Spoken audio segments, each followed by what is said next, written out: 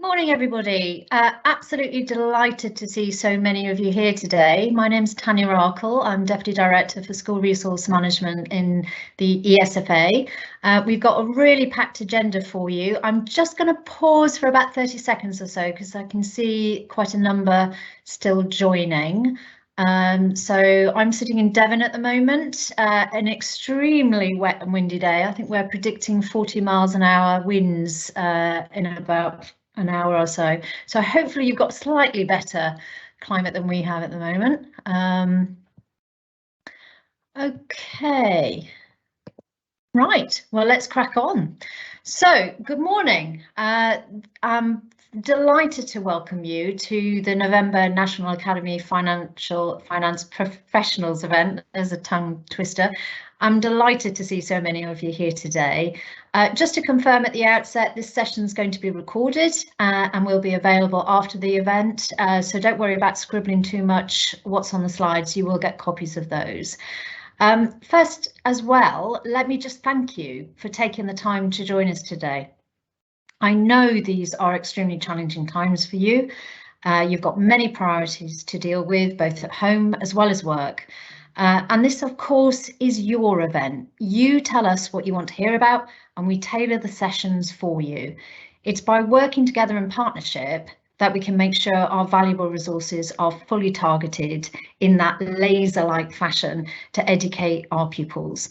They deserve nothing less, of course. So during the course of today, do pop any questions throughout the session using the chat function, stating the name of the person your question is directed to. There is also going to be some feedback surveys at key points. Please provide your thoughts so that we can continue to improve these sessions. As I said, they're your sessions. We respond to your feedback and hope to give you what you really need to do the best job you can for your kids. So the full agenda today, we've got Simon Hampson from the Funding Review team.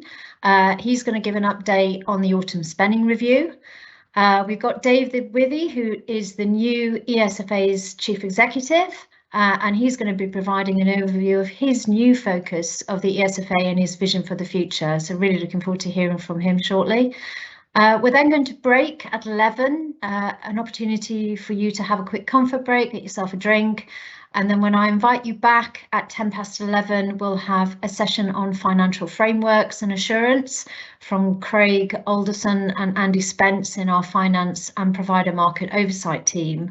And then finally, I'm absolutely delighted to welcome Steve Taylor and Sarah Lovell from Cabot Learning Federation, who's going to provide their reflections of their journey as a trust. And I'm really looking forward to hearing about their experiences.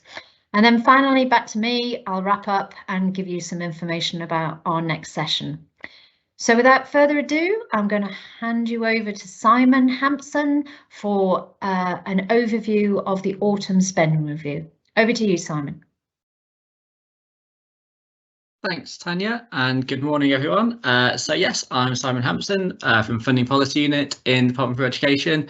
So I lead our teams working on the Schools National Funding Formula and then also the High Needs National Funding Formula.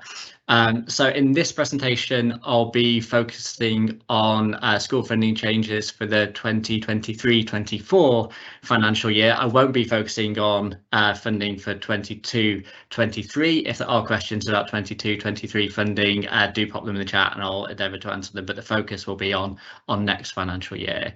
I should also say that the focus of these slides will be very much on primary and secondary phase funding. I won't be going into early years funding or post-16 funding, in part because that's not the area of funding policy that I work on. So it'll be focused on primary, secondary phase funding.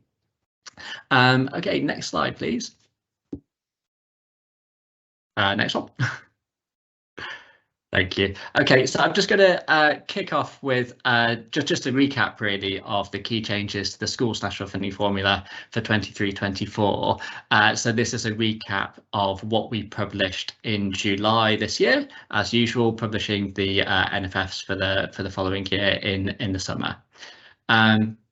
So headlines are that schools NFF funding is increasing by 1.9% per pupil in 23-24 compared to this financial year. Taken together with the increases that we saw in 22-23, that means that NFF funding will be 7.9% higher per pupil next year compared to 21-22. So that 7.9% increase is compared back to 21-22, and clearly there's been a substantial amount of additional supplementary funding for mainstream schools in 22-23.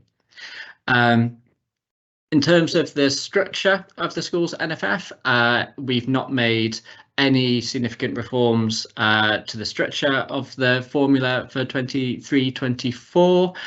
So the overall formula methodology is as it is for 22-23. We've not made any major reforms to it. We have, though, as we do every year, updated the factor values which go into the formula.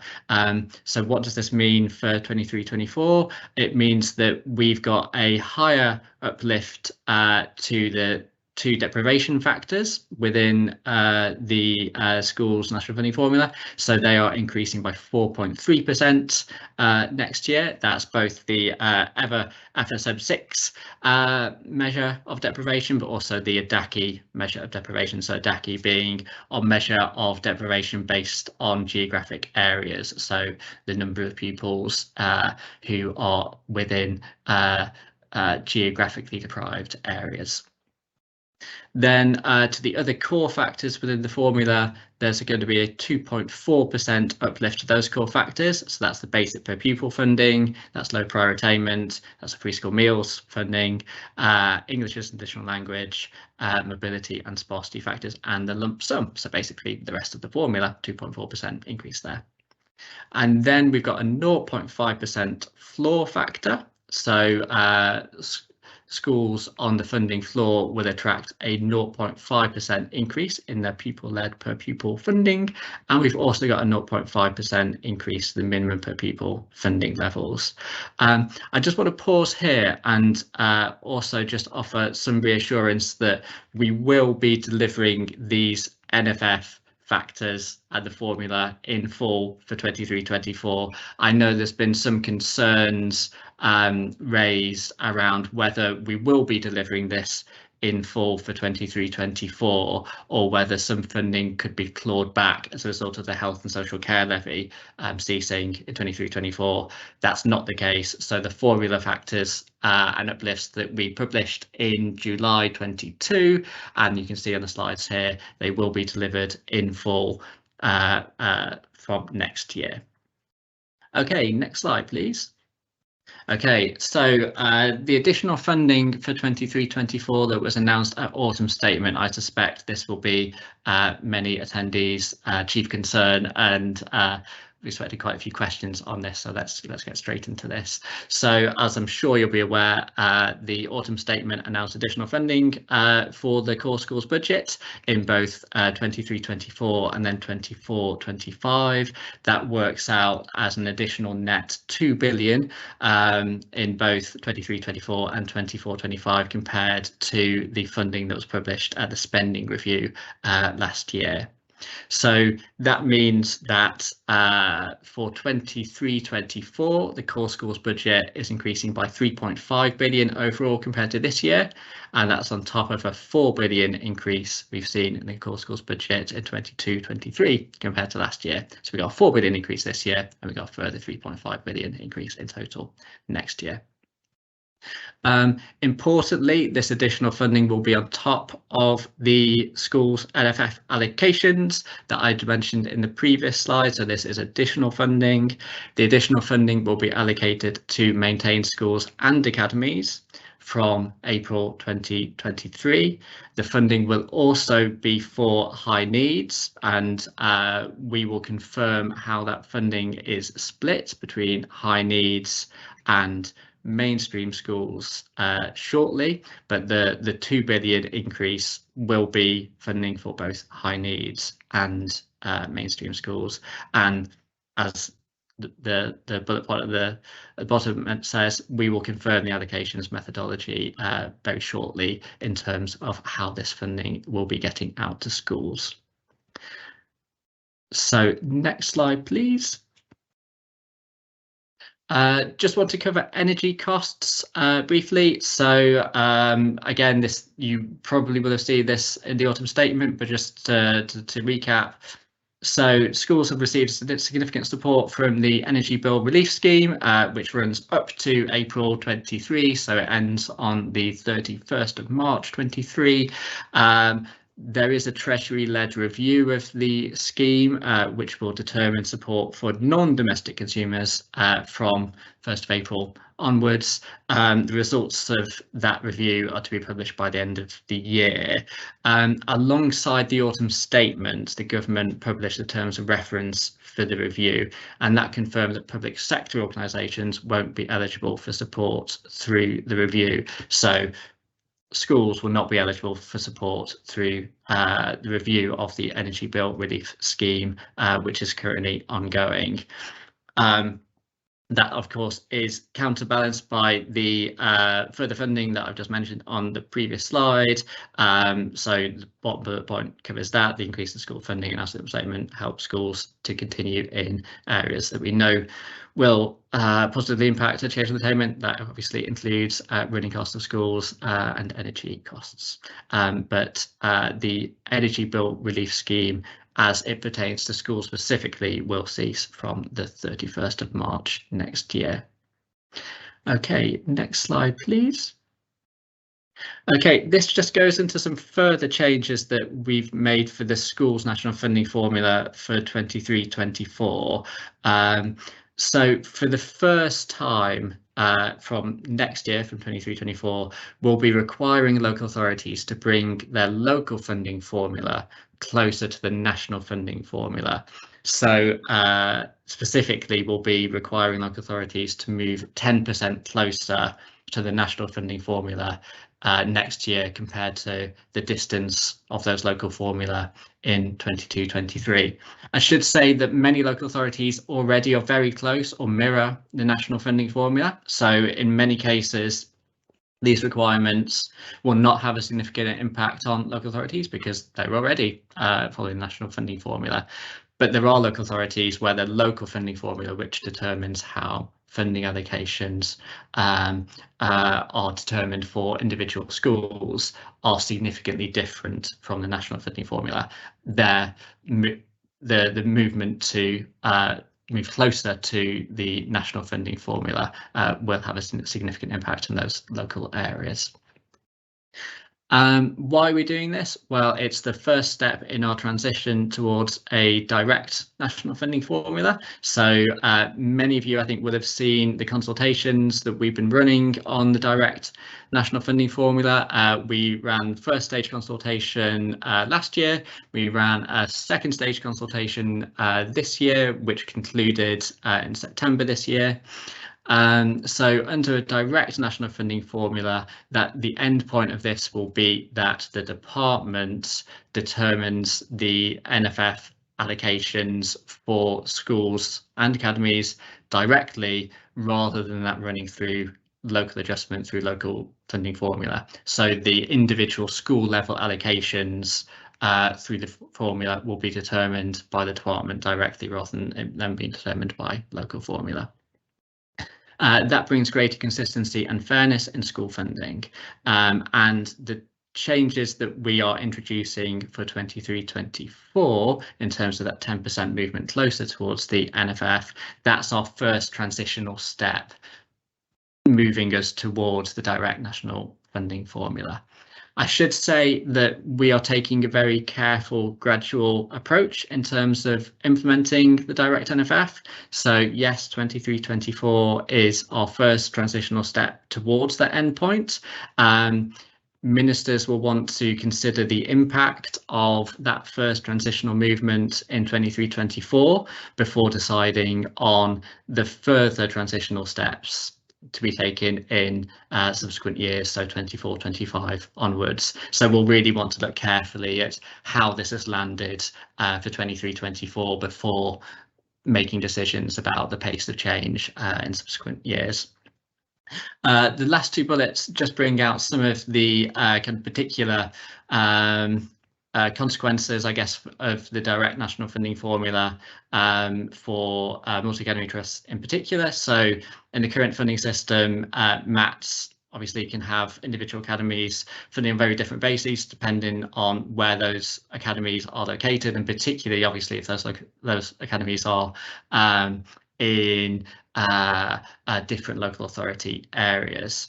So the direct national funding formula will ensure that all academies and all schools are funded on a consistent basis wherever they are in the country. So really aligns with that kind of movement towards greater academisation, and also a landscape where increasingly we're seeing MATs with academies spread over a number of different local authority areas rather than just in one local authority area. Okay, next slide, please. Okay, this is just a kind of quick update really on kind of what's coming in terms of school funding announcements. So in December this year, we will be publishing the pupil premium funding rates for 23-24. That's our usual timescale for confirming pupil premium funding rates. So we do it in December each year, and this December will be no different. Also in December, and alongside the pupil premium funding rates announcement, we plan to publish the methodology for allocating additional funding from the autumn statement. Again, that's pretty well, that's identical actually to what we did this time last year, where we published a methodology document on the school supplementary grant alongside the pupil premium funding allocations. We intend to do the same this year. So exact dates to be confirmed, but mid-December this year we'll be publishing the methodology for allocating the additional funding alongside the pupil premium funding rates as usual. And then spring 23, I just wanted to mention briefly, because many of you will be aware that academies will be getting a third payment of the 22-23 school supplementary grants to cover the April to August 23 period. And so when we introduced the school supplementary grant originally, this time last year, we set out that academies would have a third payment of the supplementary grant covering April to August 23, and that's to cover the period in advance of that funding then being rolled into the national funding formula allocations and just part of academies' usual GAG allocations. So that payment of the school supplementary grants will still go ahead as planned spring next year to cover April to August 2023, and that will be fairly simply sort of just a 5/12 allocation of the 5/12 allocation of the 22-23 funding for the school supplementary grant. So all the things that I mentioned about the additional funding announced in the autumn statement, that's on top of the previous plans to get the funding for the school supplementary grant out as planned. That takes me to the end of the slides, so I will now pause here, and Tanya, I have questions come through in the chat. Yeah, we've got quite a few actually, but thank you very much to Maria, who's been answering quite a few of these as we go. I think there's quite a lot of questions around timing, Simon. So I was just wondering if you want to just go through when schools can actually see the money in their bank accounts, basically. Is there any way you can sort of go through that timeline? Yeah. So we won't be able to confirm exact timescales at the moment.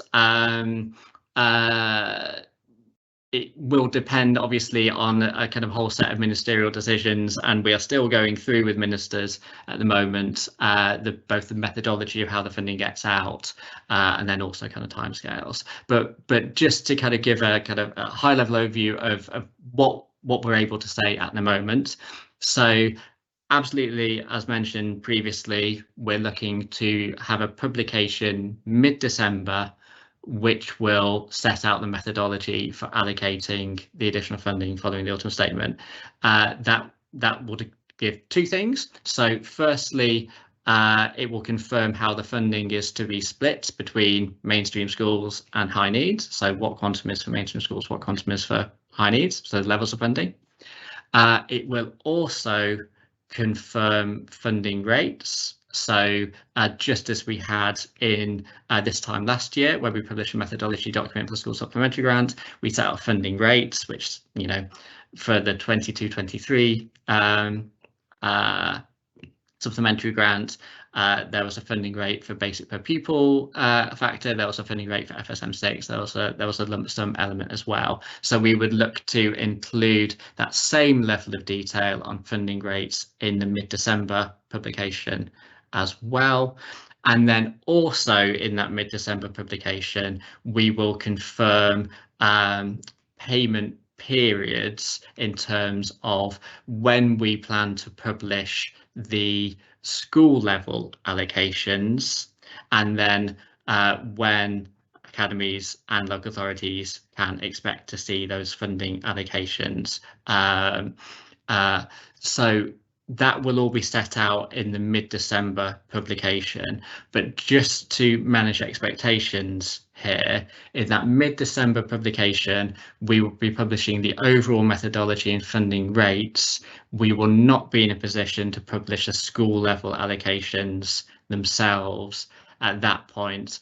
That's in large part just because of the availability of data. We will be basing the funding allocations at school level on the October 2022 census data, and in order to get the allocations absolutely right and QA'd, we will need time to go through that data to then confirm the school level allocations.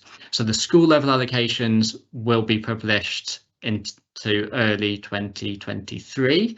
We will endeavour, obviously, to get the school allocations out as soon as we can. I can't confirm kind of exact timings on that yet, apart from saying it will be sometime early next year. I can't confirm those timings just because it will in part be driven by exactly what the funding methodology is, and that's exactly what we're going through with ministers at the moment. Lovely, thank you so much.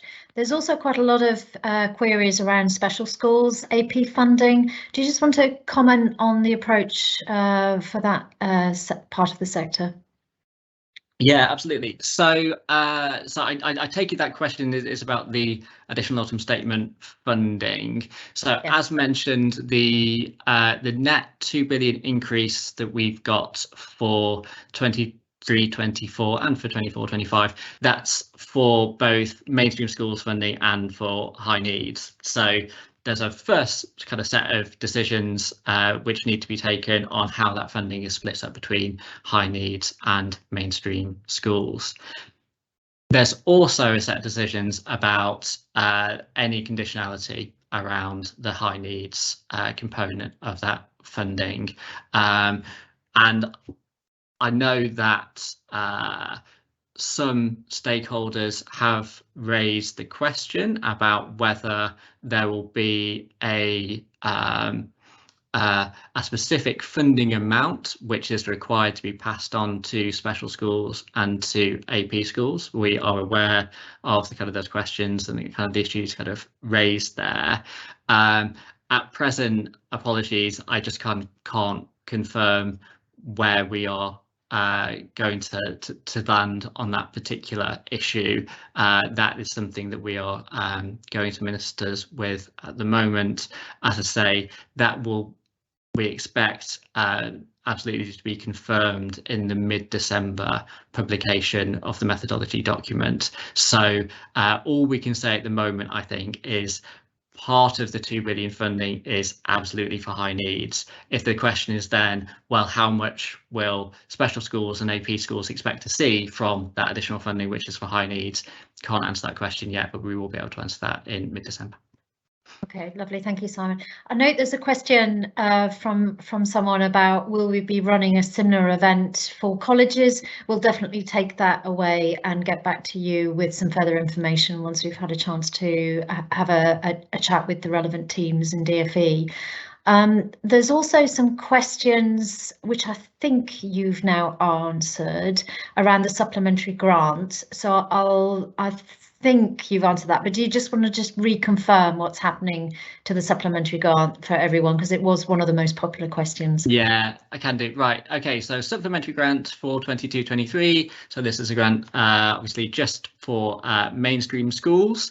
So we've got two main payment periods for the supplementary grant in the 22-23 financial year, which have already the funding has gone out, and we are now looking at the third payment of the school supplementary grant, which is just for academies, just to cover that April to August 2023 funding period. So that additional payment to academies for the supplementary grants will be 5/12 of the allocation that they had for the 22-23 financial year. So just to cover that kind of 5/12 of the year. We are not making any changes to the methodology of the school supplementary grants. So it will be as you're currently planning on the basis of. It will remain allocated out on exactly the same kind of funding factors, funding rates and pupil numbers as we've used previously. So there should be no change there. I know there has been some concerns raised about whether, for example, we would be reducing the school supplementary funding amounts now that the health and social care levy in terms of employer contributions is not going ahead. That is not the case. So the school supplementary grants funding rates will remain as we previously published. There will be no reduction in those funding rates following the health and social care levy announcement. Okay, thank you, Simon. Some further questions around whether you can confirm whether the teachers' pension grant will be available from April to August 23.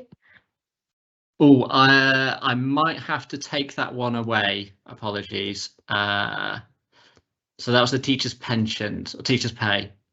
Teachers' pay. Yeah, I'll just take that one away.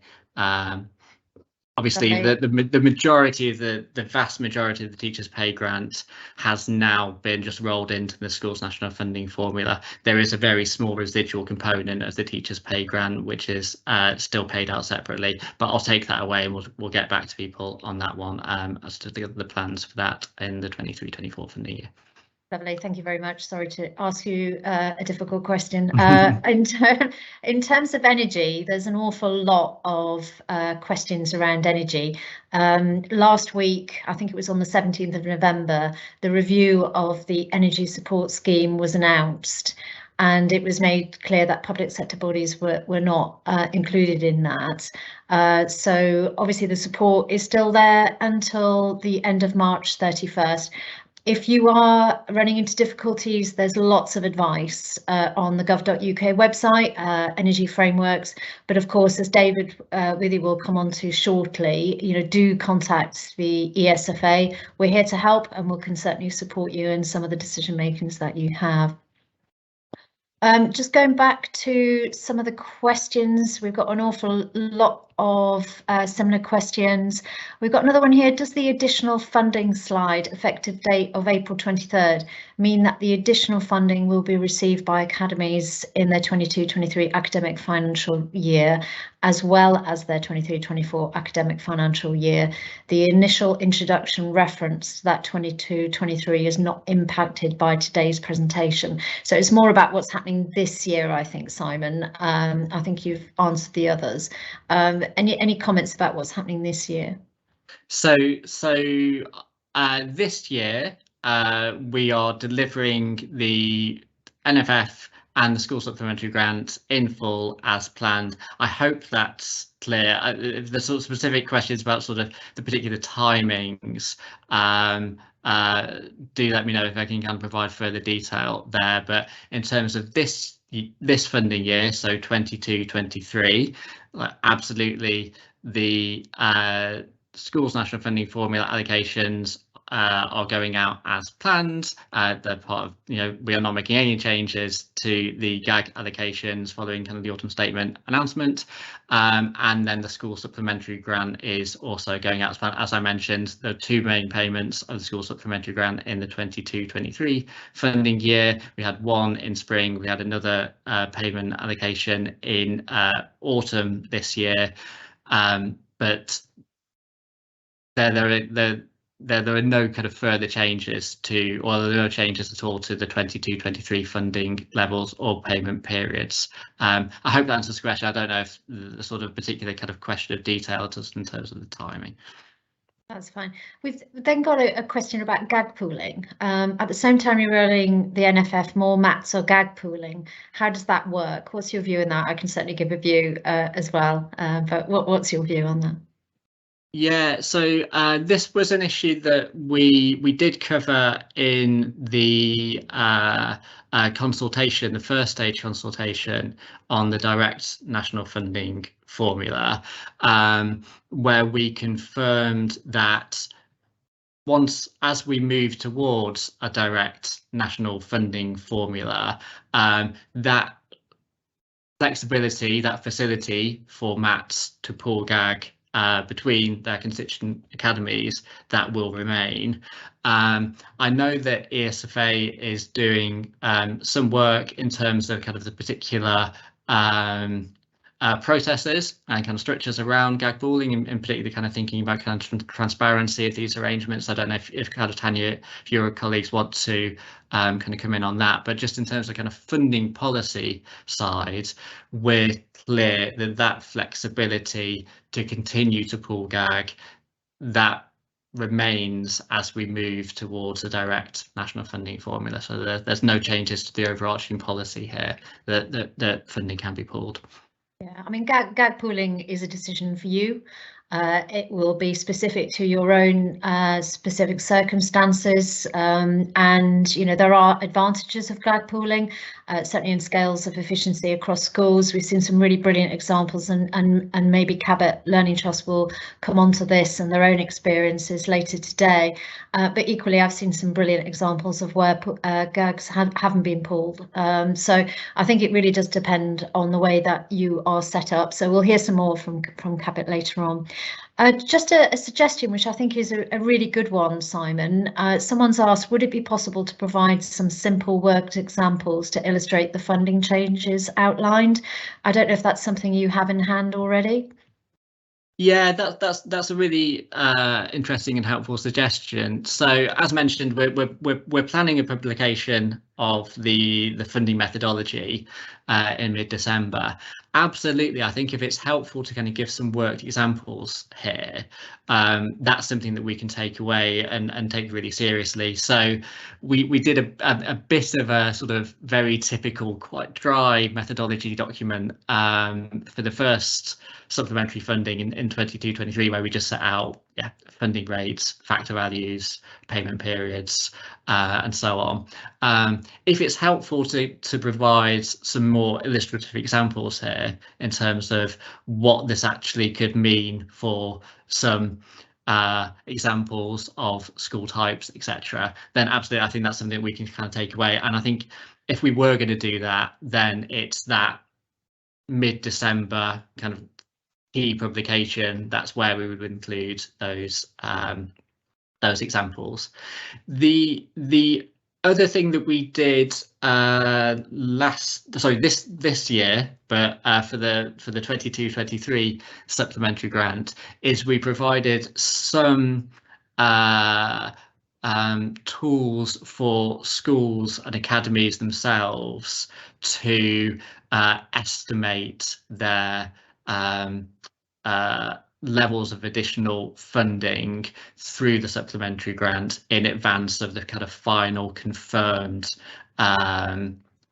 school allocations being published. That again is just something that we're kind of considering here as well, is actually what tools, what information, what data can we give you to help you build up a picture of what the additional funding is going to look like in advance of us having kind of the fully QA'd and finalised school level allocations themselves. So that's a very helpful suggestion, but I'll take that away, and I think we'll just see kind of what's possible and kind of helpful to do in that kind of that publication in mid-December as a starting point. Yeah, that's right, and I can see further down the chat there's lots of questions about calculators, about helping to define a increase per pupil. So we'll take all of those away and have a look to see what we can do. So thank you for that excellent feedback. We've got a couple of questions about high needs supplementary grants given to LAs. Appears to have been used to reduce their deficit budgets. Will the ESFA be asking LAs why this has not been passed on to academies and schools? And any comments on that, Simon? I think again it will come down to the discussions that we're having with ministers at the moment in terms of how they want to treat the high needs funding element of that additional 2 billion that we've got for 23-24. So apologies, until we get those ministerial steers and we're kind of in a position to kind of publish them in mid-December, we're a bit limited. Well, we're very limited in really what we can say on that, if there is going to be any conditions set in terms of the high needs component of that 2 billion funding. The issues raised in that question are issues that we are very aware of, but I think we can't confirm what the response will be yet. We still need to do kind of further work with ministers. I've just seen, just to pick up, sorry, I've just seen a question in the chat which I think links back to my previous response on timings, and I think I understand the detail of the question a bit more now, so I'll try and answer that question very briefly. So the question in the chat was for the supplementary funding to academies for 23-24, will academies actually see this from April 23? Or will they see it from the start of their 23-24 funding year, which obviously is the academic year 23-24. So the question is, I think, will academies actually see this funding at the start of the 23-24 financial year rather than the start of their funding year?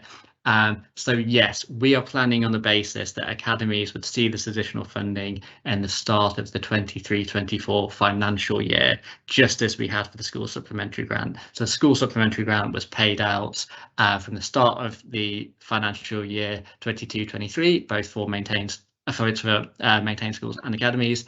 We're expecting the same approach here. So the supplementary funding for 23-24 will go out to maintained schools and academies from 23-24, the start of the 23-24 financial year. So I hope that answers that question, that it's from April next year, both for maintained schools and academies. It's not from April next year for maintained schools and then from August onwards for academies. So we'll have a consistent approach between maintained schools and academies there. Lovely. Well, Simon, all I can say is thank you so much for everything you've done for us today. You've answered lots of questions. I'm so sorry we're not in a position to be able to answer them all, but we will take quite a few of those actions away and get back to you as much as we're able to. But Simon, thank you very much. A virtual round of applause from many across the room, and thank you for taking the time. Thank you.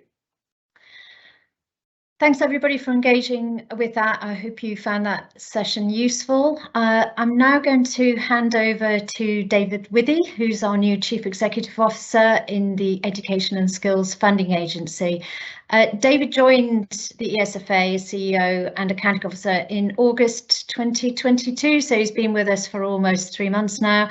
He is responsible for the provision of 67 billion worth of taxpayers' funding to the education and skills sector, and giving assurance to government that this funding is delivering value for money for the taxpayers. So quite a tough job. Prior to his appointment, David's been Chief Operating Officer and Deputy Secretary at the New South Wales Department of Education, and that followed more than 10 years in public spending roles in Treasury departments in Australia and the UK. He also led the COVID-19 Economic Task Force in New South Wales during the first wave of the pandemic. So David, without further ado, I'm going to pass over to you. Thank you, Tanya, and thank you for that introduction. It is really nice to be here with all of you today. And I can't see a list of all the attendees, but I'm assuming that I will have spoken to a few of you already, because I've spent quite a lot of my time over the first 3 months getting out and about as much as possible, meeting as many people across the sector as I can, hearing from all of those people about some of the challenges that we're facing collectively at the moment, and a bit about how people kind of experience the engagement with the ESFA. As Tanya said, I'm not totally new to the education sector. I was Chief Operating Officer in the New South Wales Department for Education, which is a unitary education system. It runs all of the 2,200 schools across New South Wales. I've described it in a few speaking events recently as an Uber trust. I think the debate about the right size of the trust is one that I know has been raging for a while. I'm pretty confident that is not the right size for the trust, because some of the challenges that throws up were really considerable. It's really nice to be here today with the group of finance professionals across the system, because we wear two hats in the ESFA. I'm going to talk a bit about those hats today. I'm going to talk a bit about the regulatory hat that we wear, and I'm going to talk a bit about the service provider hat that we wear as well. And on both the regulatory side and the provision of service, you, in many ways, are our key customers. So it's really nice to know that this event, this national event, is something that happens regularly to give us the opportunity to come together and talk about some of the issues that we're sharing. My speaking points probably look a bit different this week than they might have done at the start of last week, given the Chancellor's announcement in the autumn statement last week. But irrespective of that additional money in 23-24, and I note kind of the comments in the chat this morning about ongoing pressures in the current year. Irrespective of that, we know that that time's tough and that you are having to make difficult choices at the moment. I really want to stress that we hear that. One of the things that I'm very keen to do is to continue the good work that's been happening across the ESFA to make sure we are a listening organisation. We are working very closely with the sector to understand the pressures that we're seeing, and we've done lots of really good work on that over the last couple of months, partly to inform the decision making by government that you've seen in the last week. And I'm hoping that as some of our key customers, as Academy Finance Professionals, you have a really good understanding of what the ESFA does and has done. But some of you might not be aware of some of the changes in our responsibilities over the last 12 months in particular. We in the ESFA underwent an independent review in the last year. Sir David Bell conducted that review as part of the Cabinet Office Public Bodies review process. And that review recommended that a number of the sort of policy and strategy functions that had previously sat in the ESFA moved back to the department. So, in areas of post-16 policy and implementation, apprenticeships, T-levels, technical education reforms have now moved back into the central department. So that leaves the ESFA much more focused on two core responsibilities. Firstly, and Tanya's mentioned this already, the provision, the delivery of £67 billion of funding to 25,000 providers across the sector. And secondly, assuring ourselves, assuring Parliament, assuring ministers that those public funds are being properly spent and spent in the way that they were intended, to make sure we are achieving value for money for the taxpayer. I'm not sure it was necessarily part of the thinking when the review took place, but my really clear view on this is that it is a very positive thing, given some of the challenges that we're facing into at the moment, to have an agency with a laser-like focus on financial management across the sector, because our vision in the ESFA is, I hope, pretty aligned to quite a lot of what you think about. We want to make sure that every pound that we spend on education and skills has the greatest possible impact on ensuring every learner across our system can realise their potential. And that's never been more important than at the moment in a post-pandemic economy, which is having significant challenges. We need to make sure that we are skilling people for the future. So as I mentioned, since starting back in August, I've spent as much time as possible meeting people across the sector. And one of the questions that I ask in this time is, how have you experienced us? And quite a lot of what we come back to is the really significant challenges of managing the ongoing energy cost inflation, pay awards, other pressures, and the tough decisions that are required in that space. I'm hopeful that the announcement last week will help take some of the immediacy out of that conversation. Though, as I say, note the comments in the chat about ongoing pressures this year. But I think it's a really positive outcome for 23, 24, and 24, 25. I mentioned kind of the two hats that we wear. On my first day in the role, my accounting officer team came to me and explained to me that I was responsible, personally accountable indeed, for 1 in 10 pounds this government spends. I think, can we just nip back to the previous slide, please, whoever is driving the slides, because I think that one is more relevant to this. Thank you. The question for me has always been, how do I best do that? How do I best assure myself that that's happening and it's happening effectively?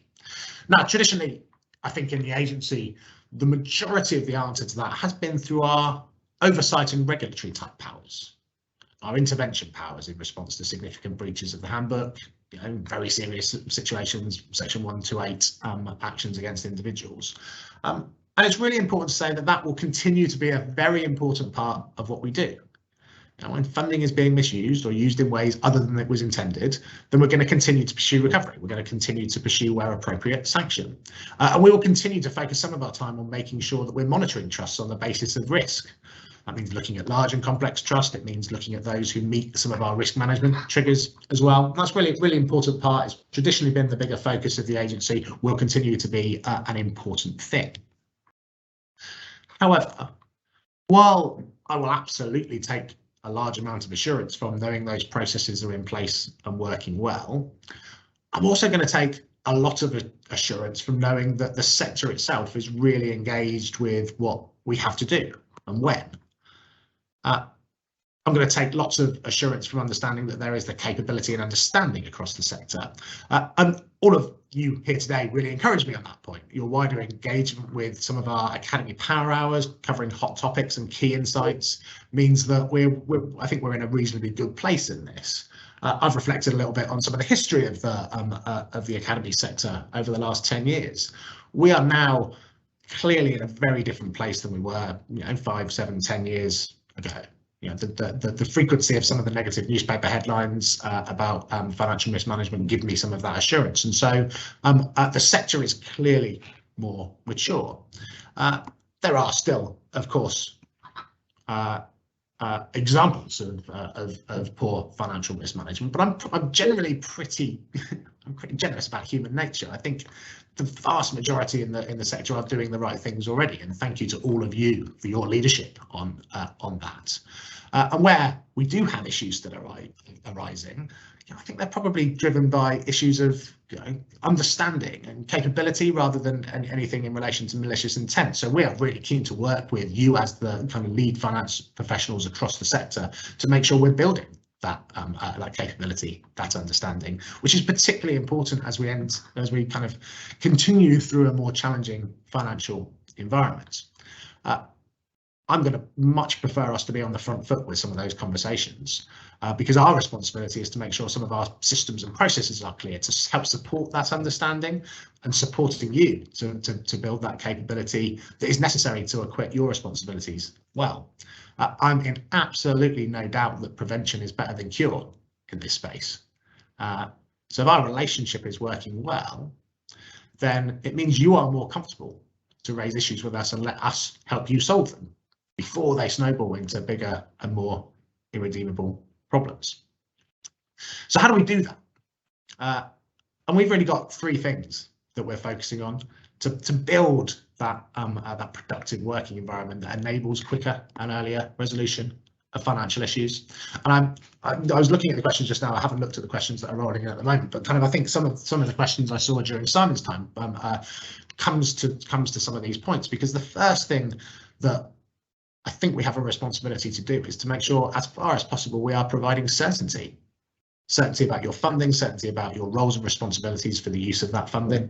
I've been back in the country for 4 months, a bit longer than 4 months, and I've picked up that nothing is particularly certain in the current environment. I've had a few secretaries of state during that time. We've had a few changes. The political, social, and economic challenges of the past few years are really clear, and so there are going to be some times where it becomes really difficult. And when I've talked about this over the past couple of months, I think justifiably we get a few eye rolls because people are still relatively recently haunted by the experience of pay awards coming a couple of days after you've set budgets for the year. And I understand that there are challenging timeframes that we need to work through, but it is not unreasonable for you to want to know what funding you're getting, how much and when, to enable you to plan ahead, to make sure you've got the clarity on your plans. Good financial planning is a massive part of my assurance. It's a massive bulwark against financial risk. And it's a massive part of making sure that the outcomes for learners and children in our schools are prioritised. So I want to do more to make sure we are providing that certainty, certainty on funding levels and certainty on roles and responsibilities for using that funding. One of the kind of key performance indicators that we have within the agency talks about the timeliness and accuracy of our funding. And I think we're doing pretty well on that. I think we've got 100% success rate for allocations and 99.9% for payments, which is pretty good. Doesn't give us many places to go. But that tends to relate to the funding that we control at the moment from the ESFA perspective. And I'm pretty certain that that's not actually a relevant distinction for many of you. It will just be government funding. And I've seen a question in the chat about some of this. Because I think we've got more to do in this space, particularly in how funding streams and other processes work. I'm really keen to work with all of you as the people that are operating this on the ground to make sure we understand the impact of the different approaches to the different funding streams, the different timeliness of some of those funding streams, because I want to simplify those processes wherever possible. I want to review what we ask you for. I want to reduce duplication across the system. We have a really good prototype digital funding system that's got lots of our funding streams in there, but it doesn't have everything. I would love it to be a one-stop shop that enables you to go to a single place and find all the information you need. I would love you to be really clear. Everyone has everyone I'm sure will have a banking personal app where you're able to go and see your historic payments and everything else you need. I'm ambitious in this space. I want us to work towards that one-stop shop. And so certainty is really important. But part of certainty is simplicity. And I'm a pretty experienced public spending professional, long time in treasuries, long time working on public spending issues within departments, and I confess I find some of our systems really complex, so I'm sure that is shared by many of you on the call today. Simplicity is an easy thing to say, but I'm not the first person to talk about simplicity, but can sometimes be a difficult thing to do, particularly in a system that has grown up over time. And sometimes there are really good kind of reasons for why individual program lines have particular funding rules. Okay? If you look at them in isolation, it makes total sense. But often the layering impact of those individual decisions has created a system, if you step back and look at the system as a whole, it's created a system that probably feels a bit complex. Now, I'm aware that the sector is not entirely homogenous, and there'll be some of you on this call, I'm sure, who really welcome the high level of specificity and structure from us, and others may not. We need to make sure we are managing your needs in the right way across that diversity of views. But there are things that we can do. The combination of specific grants to create a simpler system. Specific grants can play an important part in a funding system where you need a particular focus, or you need to be clear about how much funding is being provided for a particular activity.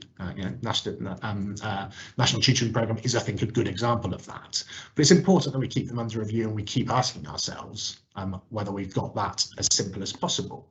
Now, this links to some of the work that's been happening on the Academies Regulation and Commissioning Review, where we're taking a fresh look at our financial regulations and the requests that we place on you. We want to make sure that we're only asking for things when we really need it to fulfil our role. And that means understanding in detail which financial oversight requirements, which information, which data we ask you to submit to us, and where any of those requests are hard to understand or duplicative or difficult to comply with, we are weeding those things out. So we're taking a new look at this. We're reviewing the current financial practices and requirements within covering academies within the ATH. And I'm really keen to get feedback from you all on this. You are the people more than anybody else who experience this on a day-to-day basis. We have a dedicated online portal, which I'm not sure whether we can put that in the chat in some way, but if you've got feedback for us on this, we would love to hear from you. In addition, part of simplification relates to thinking a bit about our risk appetite. Now, we are partly a regulator, so we make sure we are pitching our risk appetite at the right level. But I've talked a bit about the maturity of the sector and the extent to which some of our settings have kept up with that. So I think that's an interesting conversation for us to have as well. The third thing then, is really the most important thing for me, is support and how we make sure we've got support.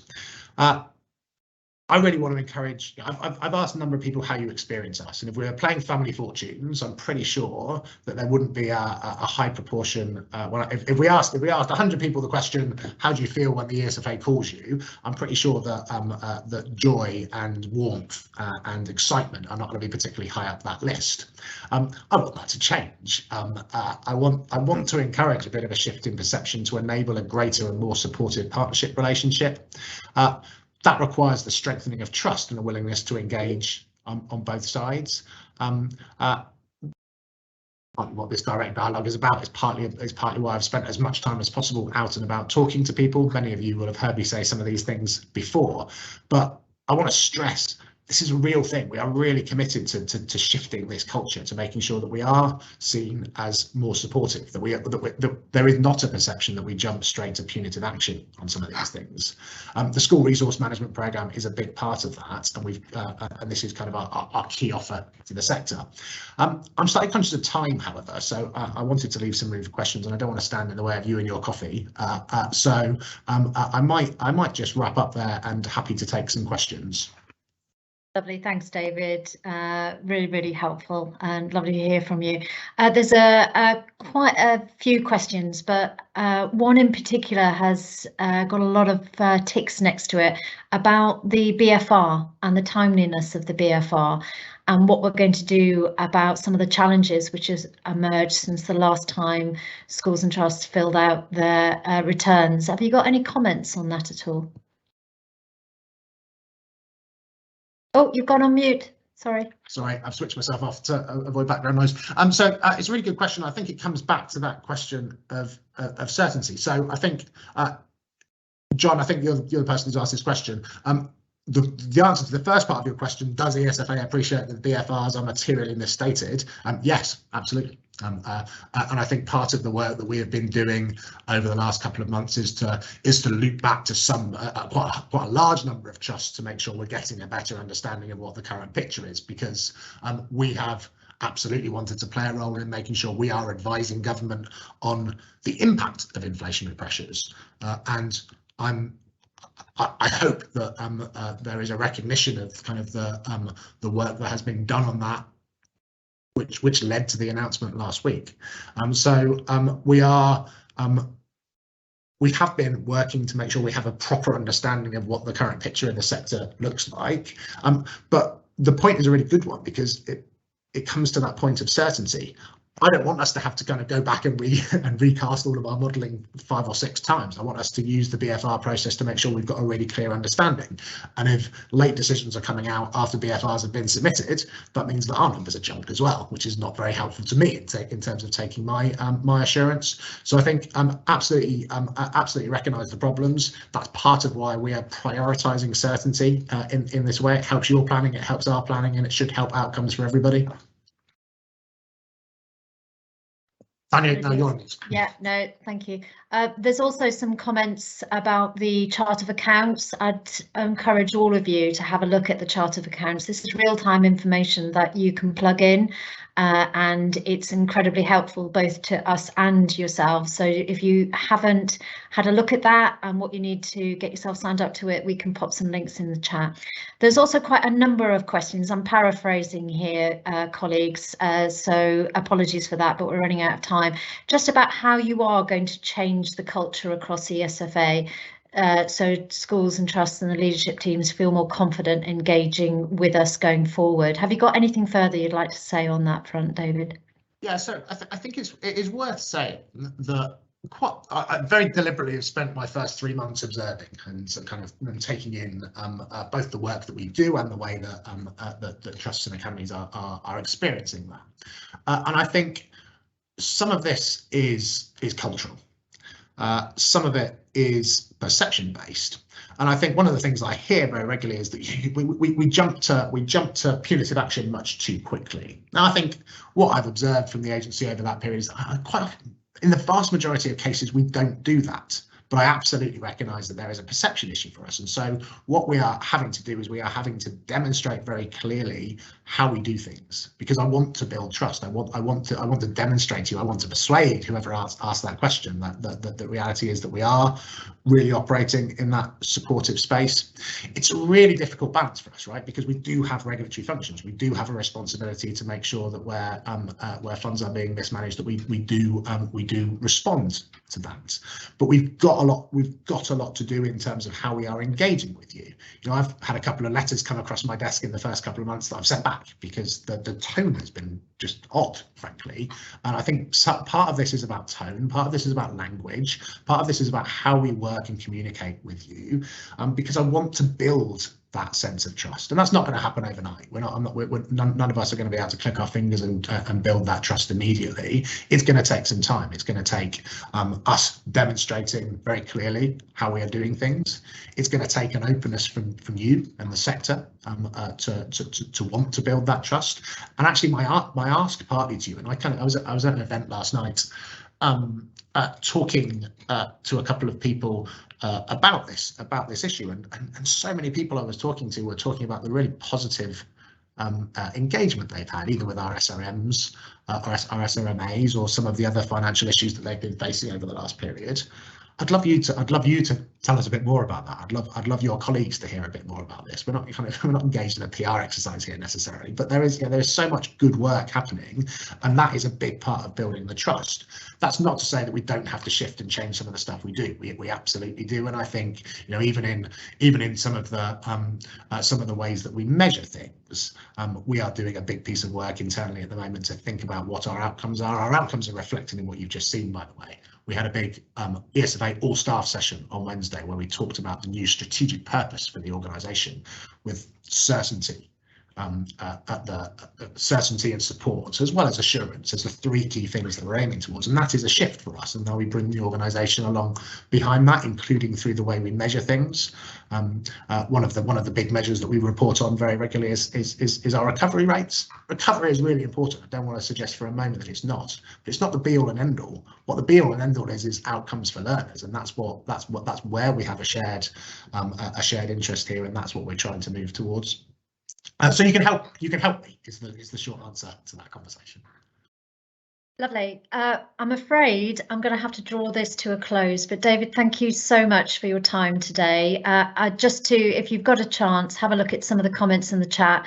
Lots of welcoming comments about the change of approach, which is lovely to hear. And we are listening, and we will continue to listen to you and publish guidance, do training sessions like this. So there is a survey. Please do scan the QR code.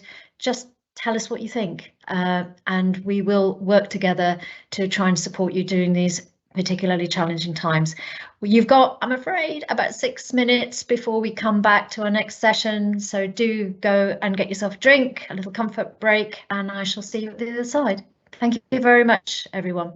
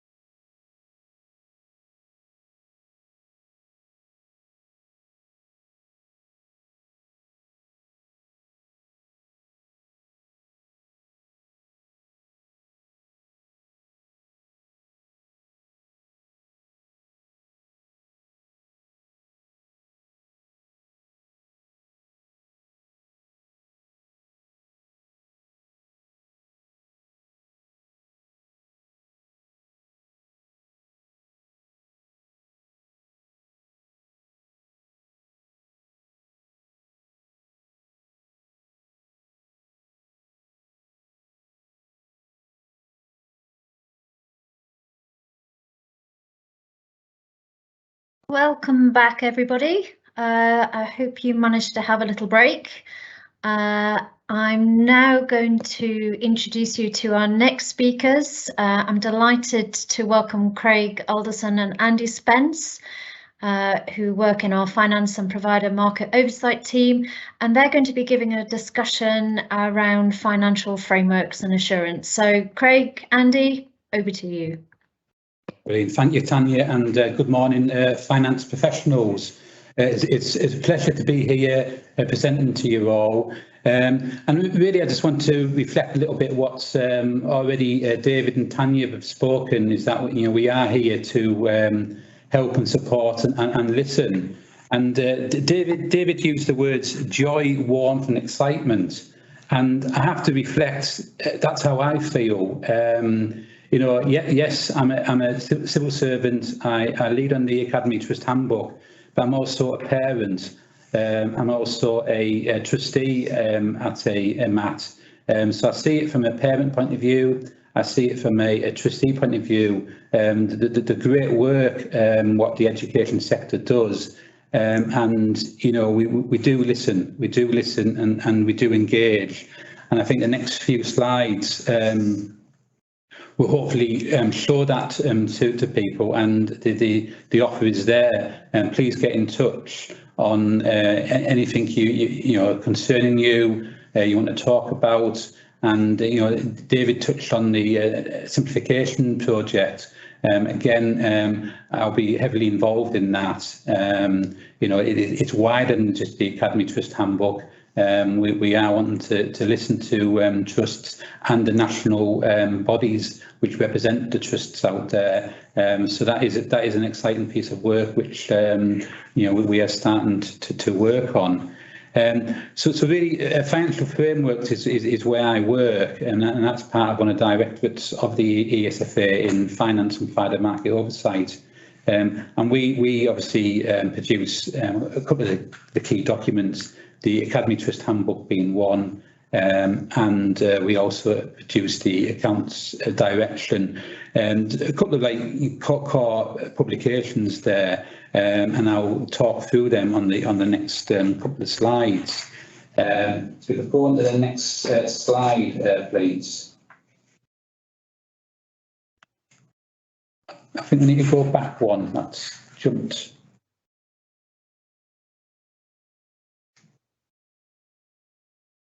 I'm missing a slide there. The slide I want to talk about really is showing the Academy's accountability framework, the overarching where do the requirements come from, because the handbook sort of like condenses a lot of the requirements which come from company law and charity law and aspects of the Her Majesty's Treasury's Managing Public Money Guide, and we put all that together in a we hope an easy to read, to follow handbook, and that's literally the aspects we want trusts to follow. In addition to requirements which come from company law and charity law and the Managing Public Money, there is obviously policy requirements, and those can come from direct from the minister. It can come as a result of policy work, case work, and we work very closely internally with our ESFA colleagues and our DFE colleagues on all aspects of financial governance, just to have a strong framework for trusts to follow. And we do an annual review of this just to ensure it's current, it reflects what's happening in the sector, and it's obviously a good solid guide for trusts to follow. I'll explain in the next couple of slides how we review the handbook, because I feel that's important to get that message across, just to see how that is done, and to show that it's not just an internal exercise. It's far from it. We engage very heavily with the sector, and I'll show how we do that. But the overarching framework, it has the Academy Trust Handbook on there. It has the accounts direction, which the accounts direction covers the how you prepare your accounts and your annual report and how that is audited. We look at good practice guides, and we publish a fair number of good practice guides now, and we keep those refreshed for anything new in that area. Examples of good practice guides is internal scrutiny, the going concern concept, external audit, and just on internal scrutiny, that's one which we're currently revising, and we'll hope to have that updated in the coming month or so. But again, we can provide links to where those good practice guides are. There's links in the handbook to go to those. Again, it's really reaching out to yourselves. If there's any areas you feel that a good practice guide would be useful, please get in touch. We do want to get that feedback, and again, we'll show you how we get that feedback currently. So literally, as well as the good practice guides, we also look at the financial returns. So we work alongside colleagues who lead on various financial returns, just to get that oversight on the sector and what is happening, and that is again all part of the framework. We also work along with David's office on the Dear Accounting Officer letter, which we generally circulate on an annual basis, just to give the sector some key headlines, and just to give you that reassurance that we're here to help and support, and direct you at the same time to certain areas. And then lastly but not least, colleagues in the department also publish a governance handbook that currently covers both maintained and the academy sector combined, but that gives readers of the handbook real good key principles of what good governance should look like and how to achieve that. So you can go on the next slide, please. That's the slide I've just been talking about. So that really shows, and the one point that I probably need to just to go back on is the bit in the middle. The important bit really is the funding agreement, and that's the area which obviously joins it all together. Every academy trust, as you be fully aware, all sign a funding agreement, which says that you will follow certain principles, certain guidelines. One of those being the Academy Trust Handbook, and literally, so on the left-hand side, you've got all where the statutes, the parliamentary accountability comes from, and then the funding agreement in the middle, and then on the right-hand side, how ESFA and the DFE actually help and support trust in that framework. Next slide, please.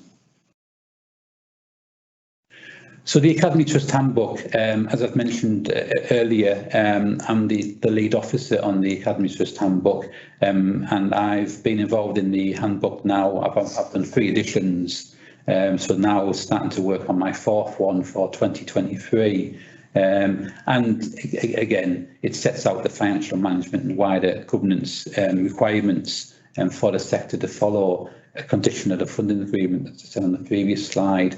It's full of musts and shoulds. Again, we find that the sector likes that way of listing all the musts, and obviously the shoulds, which come behind the musts. An annual refresh. We canvass teams internally. I'll show you in the next couple of slides how we do that externally, and ultimately it's signed off by the minister. So the process starts around this time of the year and really ends around the April-May time, where it goes to the minister for that final approval. There is engagement with the minister's office during the process, but it goes to that final clearance after what we call internal clearance, so that when it goes to our accounting officer, Chief Executive David Whiffy, and the directorate to sign off initially, and then ultimately to the minister for that final sign off approval. And then we obviously aim to publish that generally around June each year, excepting that this year it was in August, but that was just subject to reasons around aspects of, we all know about ministerial changes, etc. But August, and we felt that was the right time to publish. The last point on this slide, in the top 10 of the most visited manuals, I'm quite proud on that point. Just goes to show how well visited the manual is, and considering the amount of publications that are on gov.uk. I looked this morning, and we're currently number 8. And above it, just to give you an example, what publications come above the handbook is aspects of like MOTs, the highway code, so some really big high-profile documents, and it's nice to see that the handbook maintaining its position throughout the year and for many years in the top 10. Next slide, please. So the annual review, I touched on that. We obviously talk amongst ourselves in the DFE and the ESFA policy teams, but the biggest part is the sector bodies and the trusts which we engage with, and it's via, and again there's a link there on gov.uk, the Academies Finance and Assurance Steering and Working Group. And this is made up of, as you can see on the slide, academy trusts, and I stress it's academy trusts of all shapes and sizes. So we've got a good range, because we accept and acknowledge that depending on the size, complexity of trusts, there is different concerns, demands, pressures, etc. So we do like to get a nice spread of different size trusts. We have, and again, both Tanya and David have mentioned about the school resource management advisors. So we've got a couple of those people as members as well. We've got the Confederation of Schools Trusts, which some of you on the call today may be members of CST, so they're represented. We've got the Church, the Catholic and Church of England are represented because they have a large number of academy trusts throughout the country. ISBL, the Institute of School Business Leadership, again a real valued partner there, which again many in the call will probably link in with. Just to provide good advice and guidance to the sector, but equally they come along and support us in the handbook development. ASCL, Association of School and College Leaders, again a really good sounding board where we get plenty of challenge and support. NAHT, National Association of Head Teachers, again similar to ASCL, they come along and offer their support and challenge. And last but no man's least, NGA, National Governance Association, just to give that link back to the governance, the financial governance. So we've got a really good mix, and in total, the particular one which looks after we have a steering group which sits above, and then we have 3 working groups, and the working group 1 particularly looks at the Academy Trust Handbook. And we've got about 16, 18 members on there, and we meet frequently throughout the review of the handbook, and we obviously float areas to the group, and equally they will introduce areas of what they're thinking of, and we do have real, genuine, good debate, challenge.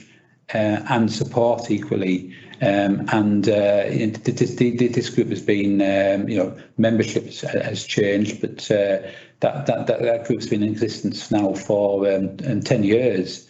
There's been an annual review of the handbook since 2012, So that just shows that the amount of engagement we've done with the sector on the Academy Trust Handbook. But again, equally, the invite is there. Please get in touch if there's any aspects you want to talk about, or what you feel we should consider to be included as part of the Trust Handbook. Next slide, please.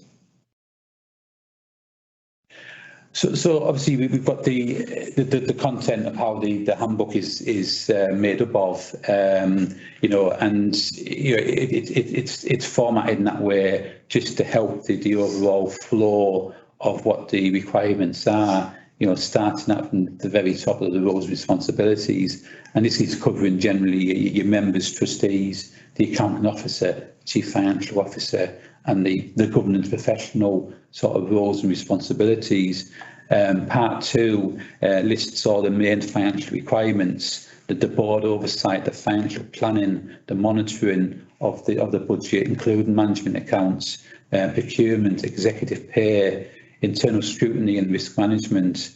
So it covers all those key areas. Internal scrutiny has its own part, really explaining the role and purpose of the Audit and Risk Committee, the approach for both financial and non-financial areas to look at as part of the internal scrutiny, and how you report that back to the agency on an annual basis. Part 4 is all about the annual accounts and the external audit, and how that all fits into the whole process. And then Part 5 gives you the delegated authorities, and this covers all what authority is being delegated to the trusts, and it covers all around like special payments, exit payments, indemnities, write-offs, and purchase disposal of land and buildings, borrowing, leasing, and includes gag pooling, and a very topical subject around related party transactions. So that gives trusts and readers of the handbook some good guidance to follow there. Part 6 is really giving you the oversight from the regulator, the work we do. Andy will come on to what sort of audits, reviews we do, which cover financial management, governance reviews and funding audits, and it also covers the school resource management checklist and that return, and its other aspects. It covers fraud, including cyber, and I know David touched on the Section 128s, if disqualification of directors. And again, notices to improve where there is concerns around the trust, and we need to do certain things. I must stress that they are the last resort, because I think it is about that engagement, that support to the sector up front, and working together we can fix things and get things working for the trust and equally the agency. Next slide, please. So in summary, what the framework sets out to achieve, it wants Academy Trusts to understand and act within their powers, maintain oversight and control, apply the highest standards of conduct and behaviour, and foremost, be accountable and transparent. They're really the big areas, and that's what the handbook and the framework is asking trusts to do, really. So that's my tour of the handbook and how we engage with the sector on the handbook. I'm going to pass over to my colleague Andy Spence now, and we'll take questions at the end of Andy's presentation. Thank you. Hi, can we just move on to the next slides, please? Hi, I'm Andy Spence. I work on pre-16 assurance, so I'm conscious of time, so this will be quite a flying visit. So what I'm going to do first is I'm going to just talk to what is assurance about, why do we do it, and then just run through some of the key themes of the work we do and some of the key outcomes from 21-22. So next slide, please. So assurance, what is it about? Why do we do it? Well, ultimately, it's about making sure that academies and academy trusts comply with ATH and the Academy's accounts direction. But also, and ultimately, our sort of core objective is to make sure that the funds that are being given out are being used for the purposes intended. And we have three sort of core strands of works. The first one is financial statements. And we look at these to identify any key issues and also sort of any material values of irregularity that's being reported. We also undertake financial management and governance reviews. This is where we sort of undertake a visit over the past couple of years. That might be sort of desk-based or out on site. The core objective of that particular strand of work is to ensure that trusts comply with the musts in the handbook, and also identify areas of best practice as well, also known as the shoulds in the handbook. And the third sort of strand of work is funding audits, where we go out to sort of validate the accuracy of the census return and make sure that there's evidence to support free school meal entitlement as well as pupil premium. So if we just sort of move on to the outcomes from our assurance work. And the first one is sort of the financial statements. If we just move on to the next slide, please. So, as you're probably all aware by now, the deadline is the 31st of December. It has been for a number of years, with the exception of last year due to the pandemic, where there was that 1 month extension to the 31st of January. So by the 31st of January, trusts are required to submit 3 returns. This is via the Account Submission Cover Sheet, the ASC, which is like an online portal. Submit audited financial statements, the auditor's management letter, and the Trust's annual summary internal scrutiny report. This year, 2,659 Academy trusts were expected to submit these documents, and just under 97% met this deadline. As of this moment in time, there is still one trust yet to submit their documents, but this is a closed trust. However, we're still trying to get these submitted. So next slide, please. This is just a sort of a summary. Next couple of slides will just be a summary of our sort of results from our work. Still sort of focusing on the financial statements aspect. Again, some positive news here. Just over 99% had unqualified audit opinions. Those that did have a modification or a qualified opinion were due to accounting treatment of land and buildings and LGPS valuations. Regarding sort of material uncertainties or emphasis on matter, there was an increase in those, but they tended to be the technicality where trusts were closing or transferring to another trust. Moving on to the next slide, please. Irregularity. 92% of trusts had no modification, so it was just under 8%, 7.9% had a regularity modification, which is a decrease from the prior year where it was 8.5%. The main reasons for regularity modification were internal financial reporting, no independent checks or controls. This was mainly around internal scrutiny where it hadn't taken place. And the third sort of one most common reason for a modification was related party transactions.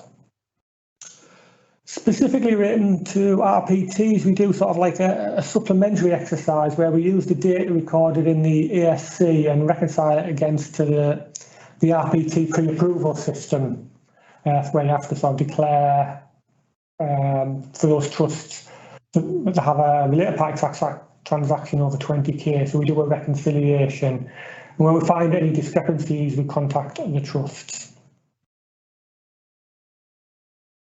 So the next slide, please, is financial management and governance reviews. All new trusts have to submit one within 3 months of opening. As you can see from the slide, and it's probably not too small there, but There was only 20 new trusts that last year, and they all submitted their FMNG return. And the sample of these are selected for an FMNG review. Sort of jump on to the next slide, please. So because of sort of a change in the sort of demographics, we've sort of changed our sort of process. So rather than sort of focusing on those new trusts, those FMNG tend to, there's a further sample selected of those sort of vastly expanding trusts. So the emphasis has slightly changed away from the new trusts to sort of those sort of expanding ones. However, for the sort of outcomes from our FMNG reviews, generally speaking, the outcome was satisfactory or good. And this gave us some assurance that across the sort of academy sector, there was good financial management and controls in place. Where, however, there are sort of issues or concerns, we ask caseworkers in FFO, so skilled financial support and oversight, to take that forward with the trust. I'm conscious of time, so I'll be a couple more. I'll be a bit quick. The school resource management self-assessment toolkit on the next one. Slide, please. Now referred to as the school resource management self-assessment checklist. We do use this information to risk assess, and this sort of underpins our FMNG sample. The SRM SAC return, by the deadline of the 15th of March, we had received 89%, which was an improvement from the prior year, but of all the sort of financial returns required, this is the lowest one. And very quickly on the final slide, please, just on funding audits. This is just again validating, I mentioned earlier about the data on the census return and making sure that there's evidence for free school meals, entitlement and pupil premium. And just to finish off on some stats, the pre-16 error rate was again very small, 0.033%, which was 0% in the prior year. The post-16 sample was 0.13%, which was 0.56% the previous year. And free school meals 0.76% and 0.09% the prior year. So very, very small error rates across that. I think a final point, I've just sort of seen a question pop up. Our sample sizes across, I mean, for financial statements, it's 100% because all trusts have to submit. But our sample sizes are generally quite small. They're in 2-digit figures compared to the number of academies and academy trusts. And I think that concludes. So I think it's now the Q&A section. Yeah, lovely. Thank you very much. Really, really helpful and informative. I'm just going to quickly go through a few questions. Common theme actually through many of them are around the amount of audits necessary, both internal and external. Any comments on that and why you think they are necessary and the approach we've taken? Yeah, I think I'll first answer it probably a different way, Tanya. I think just to pick up on again what David was saying about the simplification project. I think part of that project is going to when we're talking to trusts is finding out what the what they want to talk about, what they find is struggles the wrong word, but where they feel is it too many of something. But I suppose I've got to come back with the line that it's public money. We're accountable with Parliament on this money. So we've got to ensure that there's relevant audit scrutiny done on that money. But we'll pick those points up as when we're working on the simplification project. And thank you for the feedback. Yeah, great feedback, thank you. And another theme emerging from the questions, why does the handbook now include safeguarding and health and safety? Does this not stretch its remit too wide?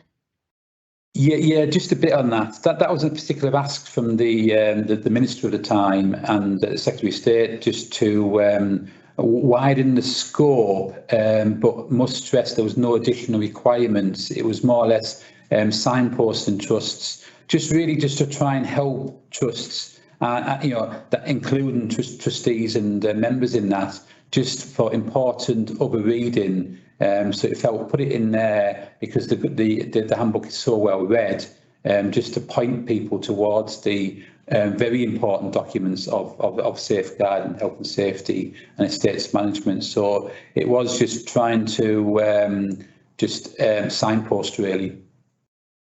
Okay, lovely. And another one, the related party transaction rules are onerous and not fit for purpose. These need to be reviewed as a matter of urgency. This isn't my words, by the way, that's a question. Any comments on that? Yeah, I think again, Tanya, I think, you know, and I know the Royal We, we've done Power Hour on, you know, RPTs, I seem to recall. We do know, I think it's fair to say that they are causing concern in the sector, that they are a little bit onerous. These will be picked up as part of the simplification project. So I think, again, very valuable feedback. So we do welcome that sort of feedback. We're not afraid of this feedback. We want to hear the good and the bad, really, just to work through this project and continue working with the sector to try and get that middle of the road where we're both happy. Lovely. And then there's some final questions around the discrepancy between the requirements, auditing requirements for maintained schools and academies. Any comments on that? Being a former local authority auditor and now involved in the academy sector, we're talking about different organisations. Maintained schools, you've got the local authority behind that, which is audited differently. Which covers schools, but schools may not see it as much. Where Academy Trust is more bit more upfront in your face sort of requirements. So there is we're talking different sectors here, but you know there is differences, and the reason is it's all about protecting the public purse. But academies, you see it more because it's more in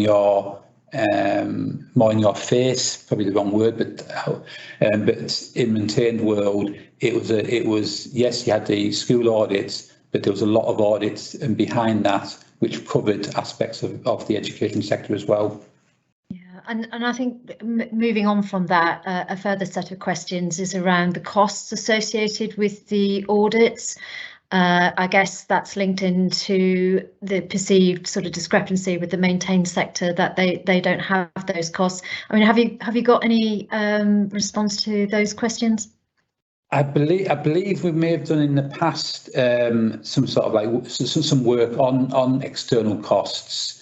And it's one where we can take away just to see, and again, I don't want to keep mentioning the simplification project, but this project is so important to the agency, just to see, and I think that sort of aspect will come out of this, is that the costs. Again, this is why we're saying to the sector, you know, good procurement, you know, keep testing the marketplace to make sure you're getting value for money. But I'm sure those questions will come up as a simplification project, and you will definitely take those away with us. Lovely. Craig, Andy, thank you so much for your time. I know you've got many other things you should be doing at the moment, and it's been incredibly informative. For those questions we haven't got round to answering in the chat, we'll continue to try to do so over the next half an hour or so. Right, without further ado, I can see we have two guests who's come on camera. You're very welcome. Can I just introduce Cabot Learning Federation?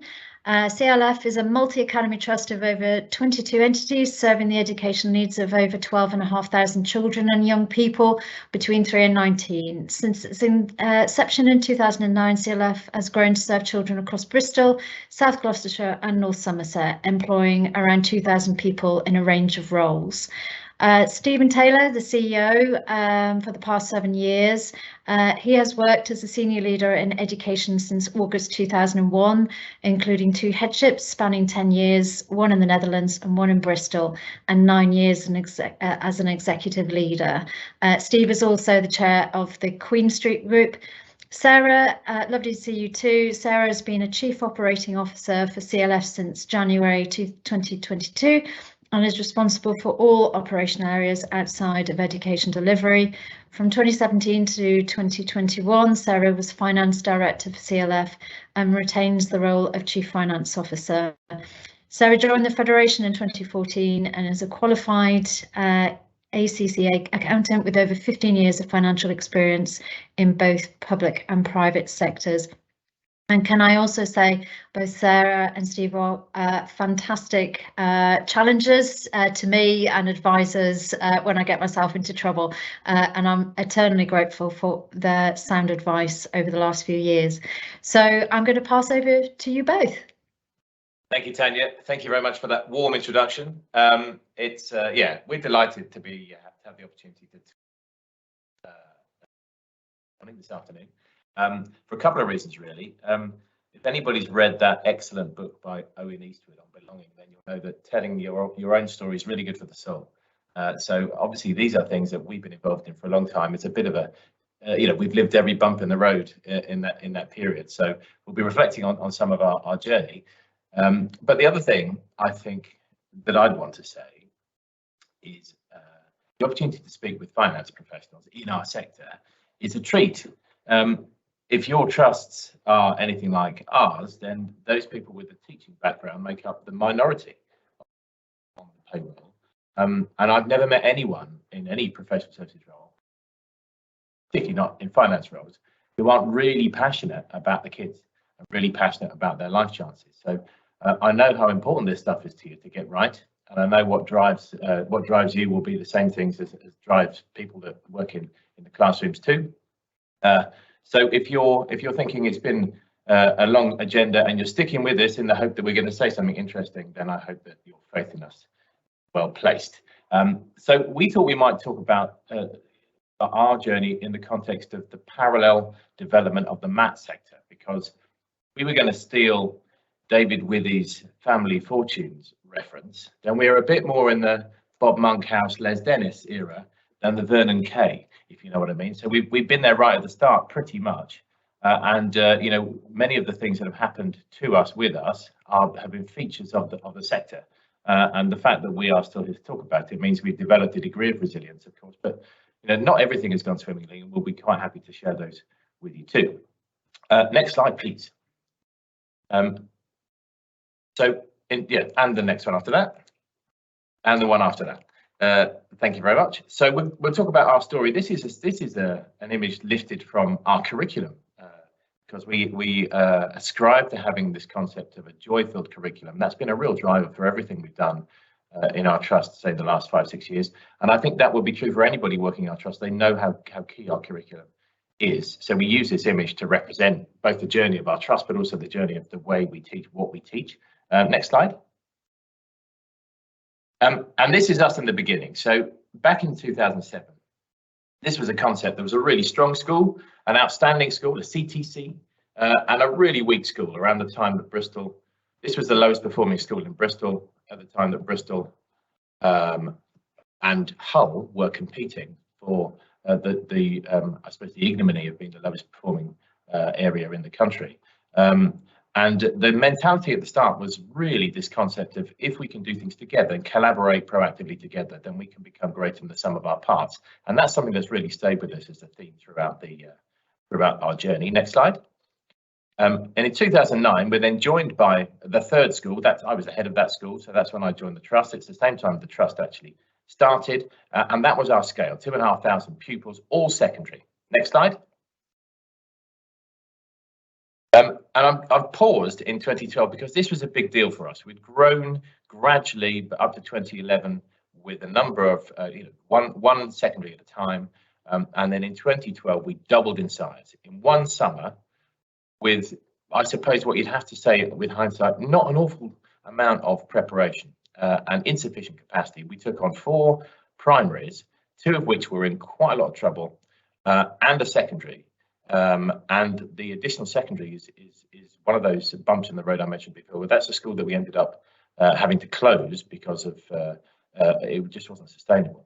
But that's a cautionary moment in our journey that we often refer back to. Remember that business in 2012 when we took on all those schools, and how we might prepare differently for growth now than we did then. Next slide.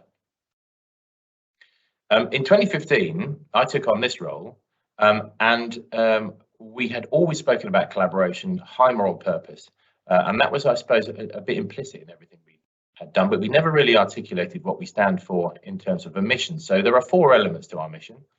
The first is to deliver exceptional, excellent educational experiences. The second is we are unapologetically 3 to 19. Then the notion of improving life chances, we're committed to that. And then finally, serving the communities of which we remember. You'll notice that our schools are not called Cabot 1, Cabot 2. They are absolutely part of the fabric of their community. And that's a conscious choice we're making. Next slide.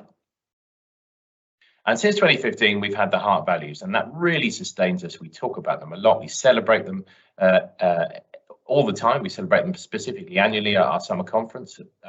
Staff colleagues can nominate each other for heart awards, where they have seen each other. They caught each other doing really good things in line with our heart core purpose. And even though, if you look at the bottom right of the slide, the name of our strategic plan may change, the heart values are fixed. They're part of what we are. Next slide. So 2016, I've paused there in the journey because there are a couple of things to point out. First of all, Kings Oak became an all-through school. And that was challenging because, of course, rather than having funding for a primary and a secondary, that was suddenly an all-through school, no startup funding. That was a tricky period. We also opened Digitech, which is a studio school. 14 to 19 turns out to be quite a different space to be able to operate in with confidence. And then finally, City Academy, if you look across those secondaries, that was a really difficult period for that school. It was in special measures. It's such a key school in the context of Bristol, the city. And it's an example of where, with the DFE and the ESFA, we work really closely together to try and get the best possible outcome in what was a pretty toxic scenario. Quite a lot of debt, huge, I suppose, backdrop of poor educational performance. And it's only really because of the carefully planned approach we took across the 3 different agencies that we led to a scenario that we can actually take that on with a bit more confidence. And of course, since it's been a good school, that's great news for the city. It's in the most diverse part of Bristol. It's also in the area of highest deprivation. So it's really pivotal for the success of the city. And that notion of people from different backgrounds sharing a passion to do something really important for children in a certain area, that was an example of that in our journey. Next slide. That's where we are now in terms of schools and range and phases and some alternative provision, some special school, 3 to 19, as I said before. We have an institute that's the home of our skit. We've got a maths hub. We are pivotal to the 5 Counties Teaching School Hubs Alliance. We've got 2 behaviour hubs. We're fully embedded, I suppose, in all aspects of sector improvement and development. Next slide. And I suppose that may be interesting because our growth has been one where some schools have been new schools and they've started from scratch, but only one of our secondaries joined us as a school that was even better, and only 3 of our primaries. The others have all joined from some position of weakness. And of course, we need to be alert to the capacity challenges that creates for us as we continue to grow as the rest of the sector, I'm sure, will be thinking too. Next slide. These are the 4 stages, the 4 different strategic phases, I suppose, we've had so far, and we're about to enter the new phase. Next slide, which we're calling Equity Through Education. It's a 2030 strategy, and we're now in a position where we've got nearly 13,000 pupils across all of those schools, organised into 3 different geographic clusters with a particular focus also on our AP and special as a quasi-different cluster.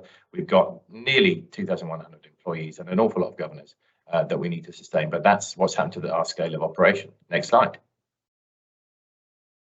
And to anybody, we had 350 new joiners this year. And of course, we're now an existing trust. We've been around for quite a few years, and people will say, well, they seem to have things relatively sorted now. But for those of us that have been on the journey, of course, we remember all the bumps in the road and all the times we fell over, the decisions we got right on purpose, the decisions we got right, that was lucky, and ones we definitely didn't. And that's been, I suppose, a feature of learning from mistakes we've made, or good choices we've made, to build in a bit more resilience as we can develop. Next slide. And as we look forward, in what can be quite bleak times, we have to see ourselves as the hope and embrace the opportunities of what's coming. And our core strategy for 2030 is based around equity through education, with a particular focus on people, partnerships, and everything through the lens of disadvantage. Next slide. So over to Sarah. Okay, thank you very much, Steve. Good morning, everyone. It's an absolute pleasure to be able to talk to you this morning. I'm going to pick up the presentation from this point and talk to you a little bit about what we have learnt along our journey. We've only got a short time, so I'll just give you some of the highlights. Next slide, please. Okay, so our journey has not been straightforward, and I'm sure many of you will have a similar experience. There's been times where we've thought that's worked really well, or that's times where we've thought we could do that slightly differently if we had our time again. And I think our general sense of where we know we've done well or where we know we needed to improve is to learn from those lessons. And we're just going to share a couple of those that we picked up during our time. There's obviously external factors and internal factors to think about when considering what you're doing next. And obviously there's quite a few changes at the moment that we need to consider to make sure that we're successful in the future. So a couple of points is investing in business continuity. We've all had to manage that around the pandemic over the last couple of years, but just thinking about how we do that well and how we make sure we have those good plans in place. Thinking about risk management too, so having a good approach to risk, knowing what those risks are and how you're going to mitigate them. We're looking at our risk framework at the moment and refreshing that, but that's a really key one for us. Thinking about how we can be flexible.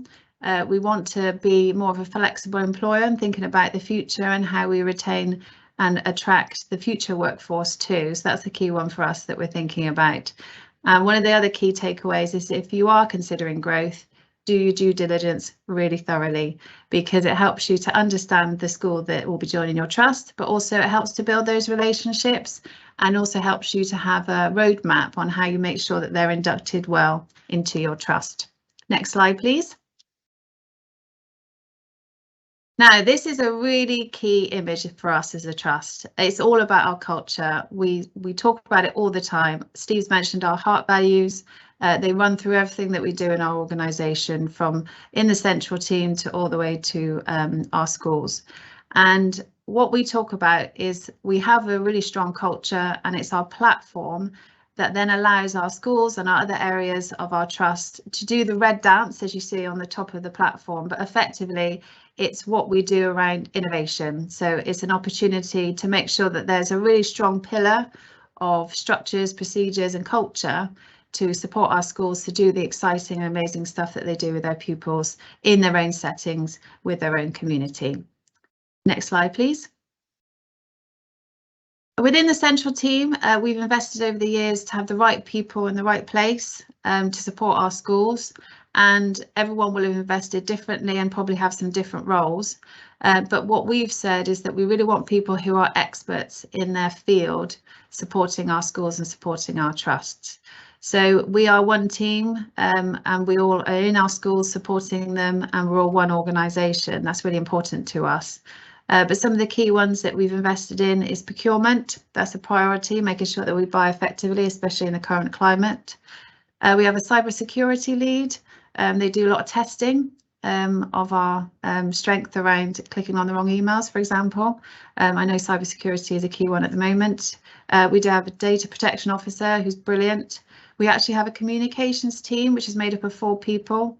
So they manage our websites, do some of our press and media. That's been a really good resource for us. And also thinking about how we recruit staff and pupils too. So having the right people in place. And one of the newer recruits to our team is a diversity and inclusion lead. And what their role is to support both pupils and our colleagues across the trust to have a real awareness around EDI and how we support that across our trust going forward. Next slide, please. Investing in IT. I cannot advocate enough having one core system for your main functions across your trust. I haven't put finance on there, that's my error, but we've definitely got one finance system across the trust too. So thinking about investing in IT and investing in having really strong systems in place. Next slide, please. Good governance, incredibly important. We've been touching on that throughout the session today. So we've got a really strong board. They've got a range of skill sets, experience and background. And what we draw from them is their expertise and their time, and they're able to provide us with a different perspective on some of our areas of core business, and that's really helpful for us, and also how it supports our schools as well. Next slide, please. And here they all are. So this is our board, and we've got a whole range of different experiences, from legal to education to universities to estates, and a whole range of different areas. We've also got a CEO from another trust on our board too. So that helps us to provide some real good mix and real good background and some challenge and support where it's needed. Next slide, please. And here is our governance structure, probably similar to some of yours, or maybe some different ones. We have our official subcommittees on our left, and we have our executive groups on the right there. And then we have what we call academy councils. And this is our governance framework and how it supports us as a trust. Next slide, please. And I thought I'd briefly end on our financial position. I know we've been talking about that today, and it is a real concern across the sector for many. And that's obviously been highlighted in some of the questions that you've been asking some of our panel members earlier on today. So if I briefly touch on financial position, and I particularly chose that image because it is a bit of a challenge at the moment, and there's trying to find that thread and follow it through. Next slide, please. Okay, so our challenges, we do have a good level of reserves, so we are supported and protected. I know some of you may be more challenged in that area, but what is a good level is always up for debate in terms of reserves levels. But some of our financial challenges at the moment, so we budgeted for 3% for UPS and leaders. We did implement 5%. We budgeted for 3% support staff pay award, but we adopted the national. Our energy's gone up, our catering costs have gone up, and overall that's about 2 to 3 million additional costs to us as an organisation. Our budget is 95 million, so it's not an insignificant sum in terms of our turnover. So we're definitely facing financial challenges, as you are. Next slide, please. So how are we managing? So at the moment we're doing lots of analysis and forecasting, so we really know we do. We have 25 budgets across our trusts, so we're making sure that we're forecasting them in great detail, really diving into our income and our expenditure so we know where we are. We've done a bit of focusing on our income, specifically around the census. I know that's now passed, but that's a big priority for us. We look at school supplemental grant and the other grants that are coming through that previous presenters have talked about. How is that impacting us? How are we going to utilise it effectively? Thinking about innovative ways around student recruitment. We have some schools that aren't full, so thinking about how we focus on that and think about what other options there might be to recruit pupils into our schools. Budget ownership and management. So speaking back to an earlier slide, our principals and our budget owners own their budget, and that's a good message that we have across our trust, because we want our principals to have that ownership and to lead on their school and have the financial ability to be able to make some really strong decisions. So what we do is we support them to be able to make good decisions around finances that lead to school improvement, etc. And also there's lots of people out there that are able to support. The ESFA have put on this event today, and also there's lots of resources out there. So use what's available. That's what we're focusing on, and using our board expertise and others to find out what's happening. Next slide, please. So just a few things that we've been thinking about in terms of how we're managing our current financial position. Some we may do, some we may not, but I thought it might be interesting just to share some of that list of what we're looking at the moment. So thinking about how we use our staffing creatively, thinking about some projects that we may need to delay or pause for at the moment, and think about when would be a better time to do it or deliver it slightly differently. Focusing on energy usage, that's a big thing for us. So we're doing some surveys, and they will come back with how we're utilising our energy in each of our sites, and then give us some advice on how we implement some new procedures around it. And also we're looking at things like consumables and resources, how we procure those and purchase them, and to check that it's actually needed. So thinking about looking at stock checks, that sort of thing. Contracts, so how we centralise some contracts. Our IT and estates team manage most of the core contracts across our trust. So think of that, is there any other opportunities to save money there? We've been looking at delivering more training in-house. And we've actually spent some time with a whole range of different audiences across our trust just to get some ideas around what we may have thought of or may not have. So please just keep thoughts open and think about what we can do in the current financial climate. Next slide, please. I think that's it from us. That was quite a whistle-stop tour through, but hopefully gives you a little bit of a flavour of us as an organisation, some of the things that we've invested in over the last, 13 years now, and a little bit on our financial position, which I thought would be helpful to share. Thank you very much. Thanks so much. That's really fascinating to hear your journey over the last few years. I've got a couple of specific questions here, but then a slightly sort of bigger strategic one. So let's get the detailed ones out of the way. How many staff in your central team? So we have 90 staff in our central team, and that's people as opposed to FTE. Because we have teams that manage a whole range of different things. So we have a recruitment team of 6 who look after all the staff recruitment across the trust, for example. As Steve said, we have 2,100 employees, so they are kept quite busy in terms of recruitment. But we've invested over the years in different roles and in different areas so that we've got that capacity in place. And it's all about making sure that we remain strong as an organisation, but also that our principals are able to focus on school improvement and focus on what happens in their academies. Tanya, on that point, I think it's fascinating with a question like how many have you got? But Sarah says 90, and some people will be going, well, that's a lot, and other people will be going, is that all? And you know, what's the right answer? And we're often in our sector trying to find that silver bullet. And it's quite common that you know, people say, well, how many people have you got doing X role, or do you have one of these? And I suppose one of the things we'd say that we have reflected on is in terms of building capacity, it's having the right capacity at the right time for the kind of organisation that you are and the challenges that you've got. So one example is when I became CEO, I told the board we really needed a head of communication, and that was in 2015. And we appointed a head of communications in, what was that, Sarah? About 2019? Last January, yeah. Last January, yeah, there you go.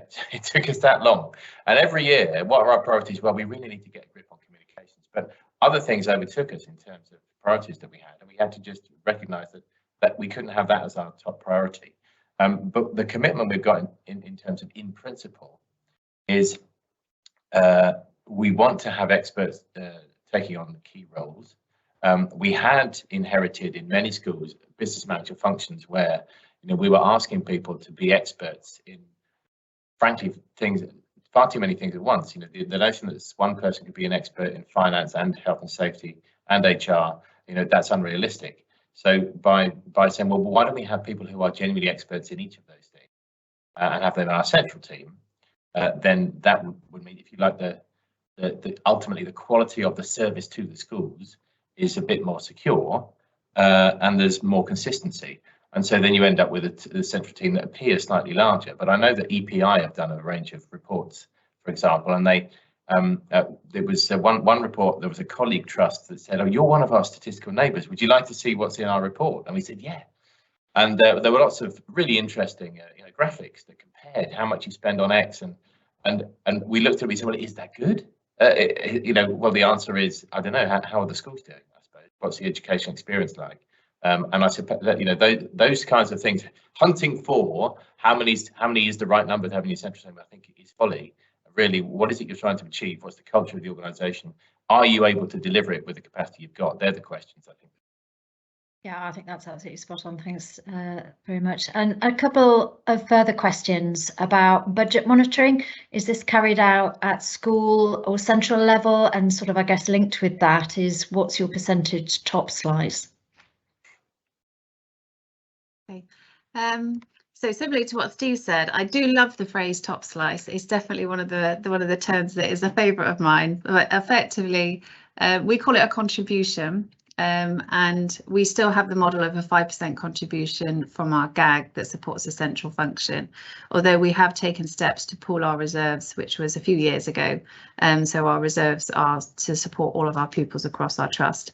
But what we do is when we have things like the school supplemental grant, we then use that creatively to support our schools across the trust, as opposed to that necessarily always following the school specifically. We utilise it where it's needed.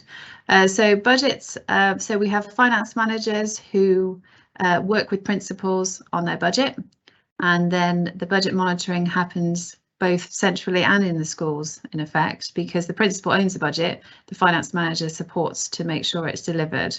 And there are a whole range of controls and reviews that happen during the year. So budgets will be discussed, management accounts will be discussed with our executive principals who line manage our principals, for example. I will discuss our position with Steve and with our board, and with what we have is a finance executive group. So it is very much principal owned, but with finance team supporting in terms of delivery of that budget. Thank you. There's also a specific question around, could you share a job description for the diversity and inclusion lead? Yeah, that's a refreshingly cheeky request. We might have to take that one offline, but yeah, absolutely. And also a really pertinent one, because I can imagine, you know, the person that posed the question is thinking, yeah, we really need one of those. We're just about to appoint one of those. And from the moment that I said, I think we really need someone in that role, to us ultimately advertising was probably about 18 months. For all the reasons I said before, we want to be really sure that it was the right role with the right job description for us, and then also that we could afford it and not upset some of the other projects that, you know, school improvement commitments that we had ongoing. So I think the answer is, of course, we're happy to share that. And at the same time, please don't assume that it's what you're after, because it took us a lot longer to get to the bottom of it. And I have to say, we've got a much better perspective now on what that role can do and contribute, having taken our time and researched it in the interim. Lovely, thank you. And I like cheeky questions. If you don't ask, you don't get, do you? So you can't blame them. A couple of slightly more strategic questions. It's a big challenge to embed a one-team culture across all the schools. What tips can you share to help make this cultural shift happen? Is a very good question from Sandra. Yeah, it's, I don't know. I think, Sandra, it's probably the most important question, isn't it? So some of it for us, I'll give you an idea. We try not to outsource things, I suppose, unless it really makes absolute strong business sense, because the notion of team, you know, if you have outsourced HR, for example, you could get some really good service. You might phone a helpline and they give you some good advice, but it's not their colleague that they're advising on. It's not their trust, and that sense of connection and ownership is fundamental to making sure that you know, we're all celebrating it on results day. When colleagues, how did we do? It really is us. You know, that's how people feel. But we also speak a lot about the concept of trust is school, school is trust. So, and it's taken years, Sandra. I'm sorry, is the answer to continually feed that culture. We meet with all of our principals and exec team colleagues every fortnight. Now we're meeting in person again, of course, post-pandemic, which feels like a luxury, doesn't it? But it's fundamental to supporting people doing quite stressful and lonely jobs, and recognizing that they have more in common with their colleagues and that they are sharing education for the 13,000 rather than just holding on to what they're responsible for in their own school. We don't differentiate in terms of status between primary and secondary colleagues, for example, or professional services for that matter. And the language that we use continues to support the notion of we're serving all of the children in the trust, not just the ones in a certain space. And I suppose by continuously feeding that concept, leading some of the thinking, you know, some thought leadership at the start, you know, the whole concept of disadvantage. I don't think there's anyone in our trust that doesn't know that that's such a big driver for us. And can I just tell a quick anecdote, Tanya? Last year, we decided that we were going to be bold enough to say disadvantage even over other priorities. Because people would say, well, what about, you know, SEND? What about, you know, a whole range of other vulnerabilities? And we said, yes, but unless we focus strategically on the experience of disadvantaged children, if we do that well, we'll also be able to help everybody else by extension. And I told a story at our conference last autumn about a visit of our mayor, Marvin Rees, to one of our schools. He went to one of our schools and he went to visit one of our primaries and did an assembly for Year 1 children. And there's a particularly vulnerable boy in Year 1 who went up to him at the end, and he said, "Marvin, I'm like you. Look, we look the same. We're from a very diverse part of town." And he went up to him at the end and he asked Marvin to be his dad. And I told that story. And by the time the next person I met was one of our site team who said, "I'm a parent and you do what you can for your kids, right? I mean, your kids are the most important thing." And I knew that we had disadvantaged kids in our trust. I never knew it was like that. And what can I do to help? What can I do to support children like that I know are in my school? And that concept of, what can I do to help has really driven the agenda for us in the last year. Nobody in our trust says, well, why are we focusing on disadvantage? Because we've really won the debate around why it's so crucial and it will be a feature, won't it, for the next 8 years of our strategy. Unfortunately, it's not going to be something that's going to be resolved anytime soon. And so by sharing those concepts with people, then you bind them, I think, around the purpose of the trust. Sorry, that's a much longer answer, Sandra, than perhaps you were after. There's nothing punchy, I'm afraid. Yeah, no, but it's a really important point and really interesting to hear your approach. Final 2 questions. I'm afraid we are running out of time. Just a quickie first. What softwares do you use, please? Is that a quick one? Yep, so we use SIMS as our management information system. We have Access HR, and we've just implemented Access Financials, the corporate package, last month. Lovely. And then a final one. And this is something I get asked an awful lot. It's critical to have the right people in the right place, but a lot of the time you just work with what you've got. What's your advice on dealing with that particular challenge? You've both rolled your eyes and leaned back. So I'm really sorry to ask a difficult question. No, it's absolutely recognisable, of course. And yeah, you've got to be patient, of course. You can't just you can't lead with these people aren't a fit, because, of course, especially if you're growing, that's the big fear, isn't it? It's particularly colleagues in professional services roles that think, is my role going to go, if we join? Is Tupi going to see me off? So we make it clear that we've never had anyone leave that doesn't want to stay in the trust as we grow. And generally, there's been a fit in some way for that role, and it's possibly then been able to play to people's strengths better. But I do remember a conversation with a colleague CEO where I'd explained that we were replacing our business managers with operations managers that weren't expected to be experts in, be able to broker, if you like, support from the central team of experts. And he said, yeah, but I like business managers. I like a business manager in the school. And I thought, well, we've really researched this carefully now. We're on the basis of what we've seen in our, we spoke to loads of people in our trust and beyond about the right kind of model. And it's not as effective, with my answer, but I think there are quite a lot of judgments made on the hoof of, yeah, but this person's just generally a really good person.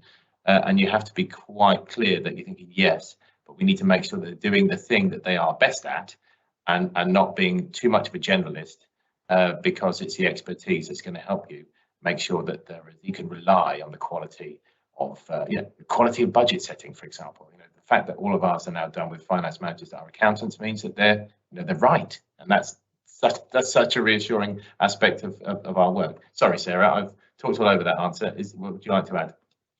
I think the only points that I would add is that we've invested a lot of the time over the years in listening to all our colleagues. So we do staff surveys, we have our conference, our heart values are actually created by our colleagues across the trust.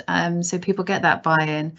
And I think it's about keeping their roles interesting as well. So thinking about what the next opportunities are and seeing how people can get involved in different things. And one of the big other priorities, and of course disadvantage is number one, but for me it's about professional development for all our colleagues across the trust, so supporting them to have access to good quality PD regardless of your role, so supporting them to be engaged and thinking about what next for them as well. So that's another one for us. Lovely. Well, can I just say thank you so much? Absolutely fascinating listening to your journey. Again, I know you're very busy people, but really, really helpful to hear and you know, spread your experiences more widely. So thank you. Turning to the chat, I know that there's been a question about Academy Finance Professionals, and I think Charisse has now answered that and giving you the links. So we are in the end game now. I'd like to thank all of our speakers for a really informative and enjoyable couple of hours or so. I'm just going to finish by sharing a slide with you on school resource management. Please remember, you are not alone. As David articulated in his vision, we are here to help. And there are a range of tools that we will give you, and they're all free. They're readily available. You will be sent all the slides, and these are live links you'll see on this slide, which will take you through the guidance in the gov.uk section. Please do have a look at them. They are there to help you, and they've been developed in partnership with you as well. We are listening to what you say you need to help meet the challenges of today. And we will continue to develop and iterate as we go forward. So do keep talking, do keep feeding back to us. Of particular note is our School Resource Management Advisor Programme. I know that we may even have some school resource management advisors online today, and my thanks to you for really going the extra mile to support your colleagues at what is an extremely challenging time. This is a free service. I know there's been some descriptors that they are cost cutters. I think if you look carefully at the feedback, you will see that they are not that. They are experts in their field, and they are there to help support leadership teams make the right choices and the right leadership decisions for their schools and trusts. And if nothing else, they will give you a safe space to have conversations about your specific circumstances. They are highly qualified individuals, and I'm so grateful for them going the extra mile and supporting the sector. So final word from me, there's some feedback. Please, please, please do fill it in, because the feedback you give us now will help shape the next session that we have. So do have a say, and at Future Power Hours. I'm so looking forward to doing our next session in January. I'd just like to finally thank all of you for taking the time to dial in, and particularly, and there is a massive team who is sitting behind all of this, who've been exceptionally busy over the last 2 or 3 hours to make sure that we've been able to answer your questions. And I'd just like to thank all of them. They are amazing, and they work tirelessly to help make these events run as smoothly as possible. Do fill out the survey, as I've said, and my final word, look after each other. Together we can learn and develop so much more to help support our children, and it is always a pleasure to hear from you, whatever you say. So keep safe, everybody, look after yourself, and do remember to give that feedback. Enjoy.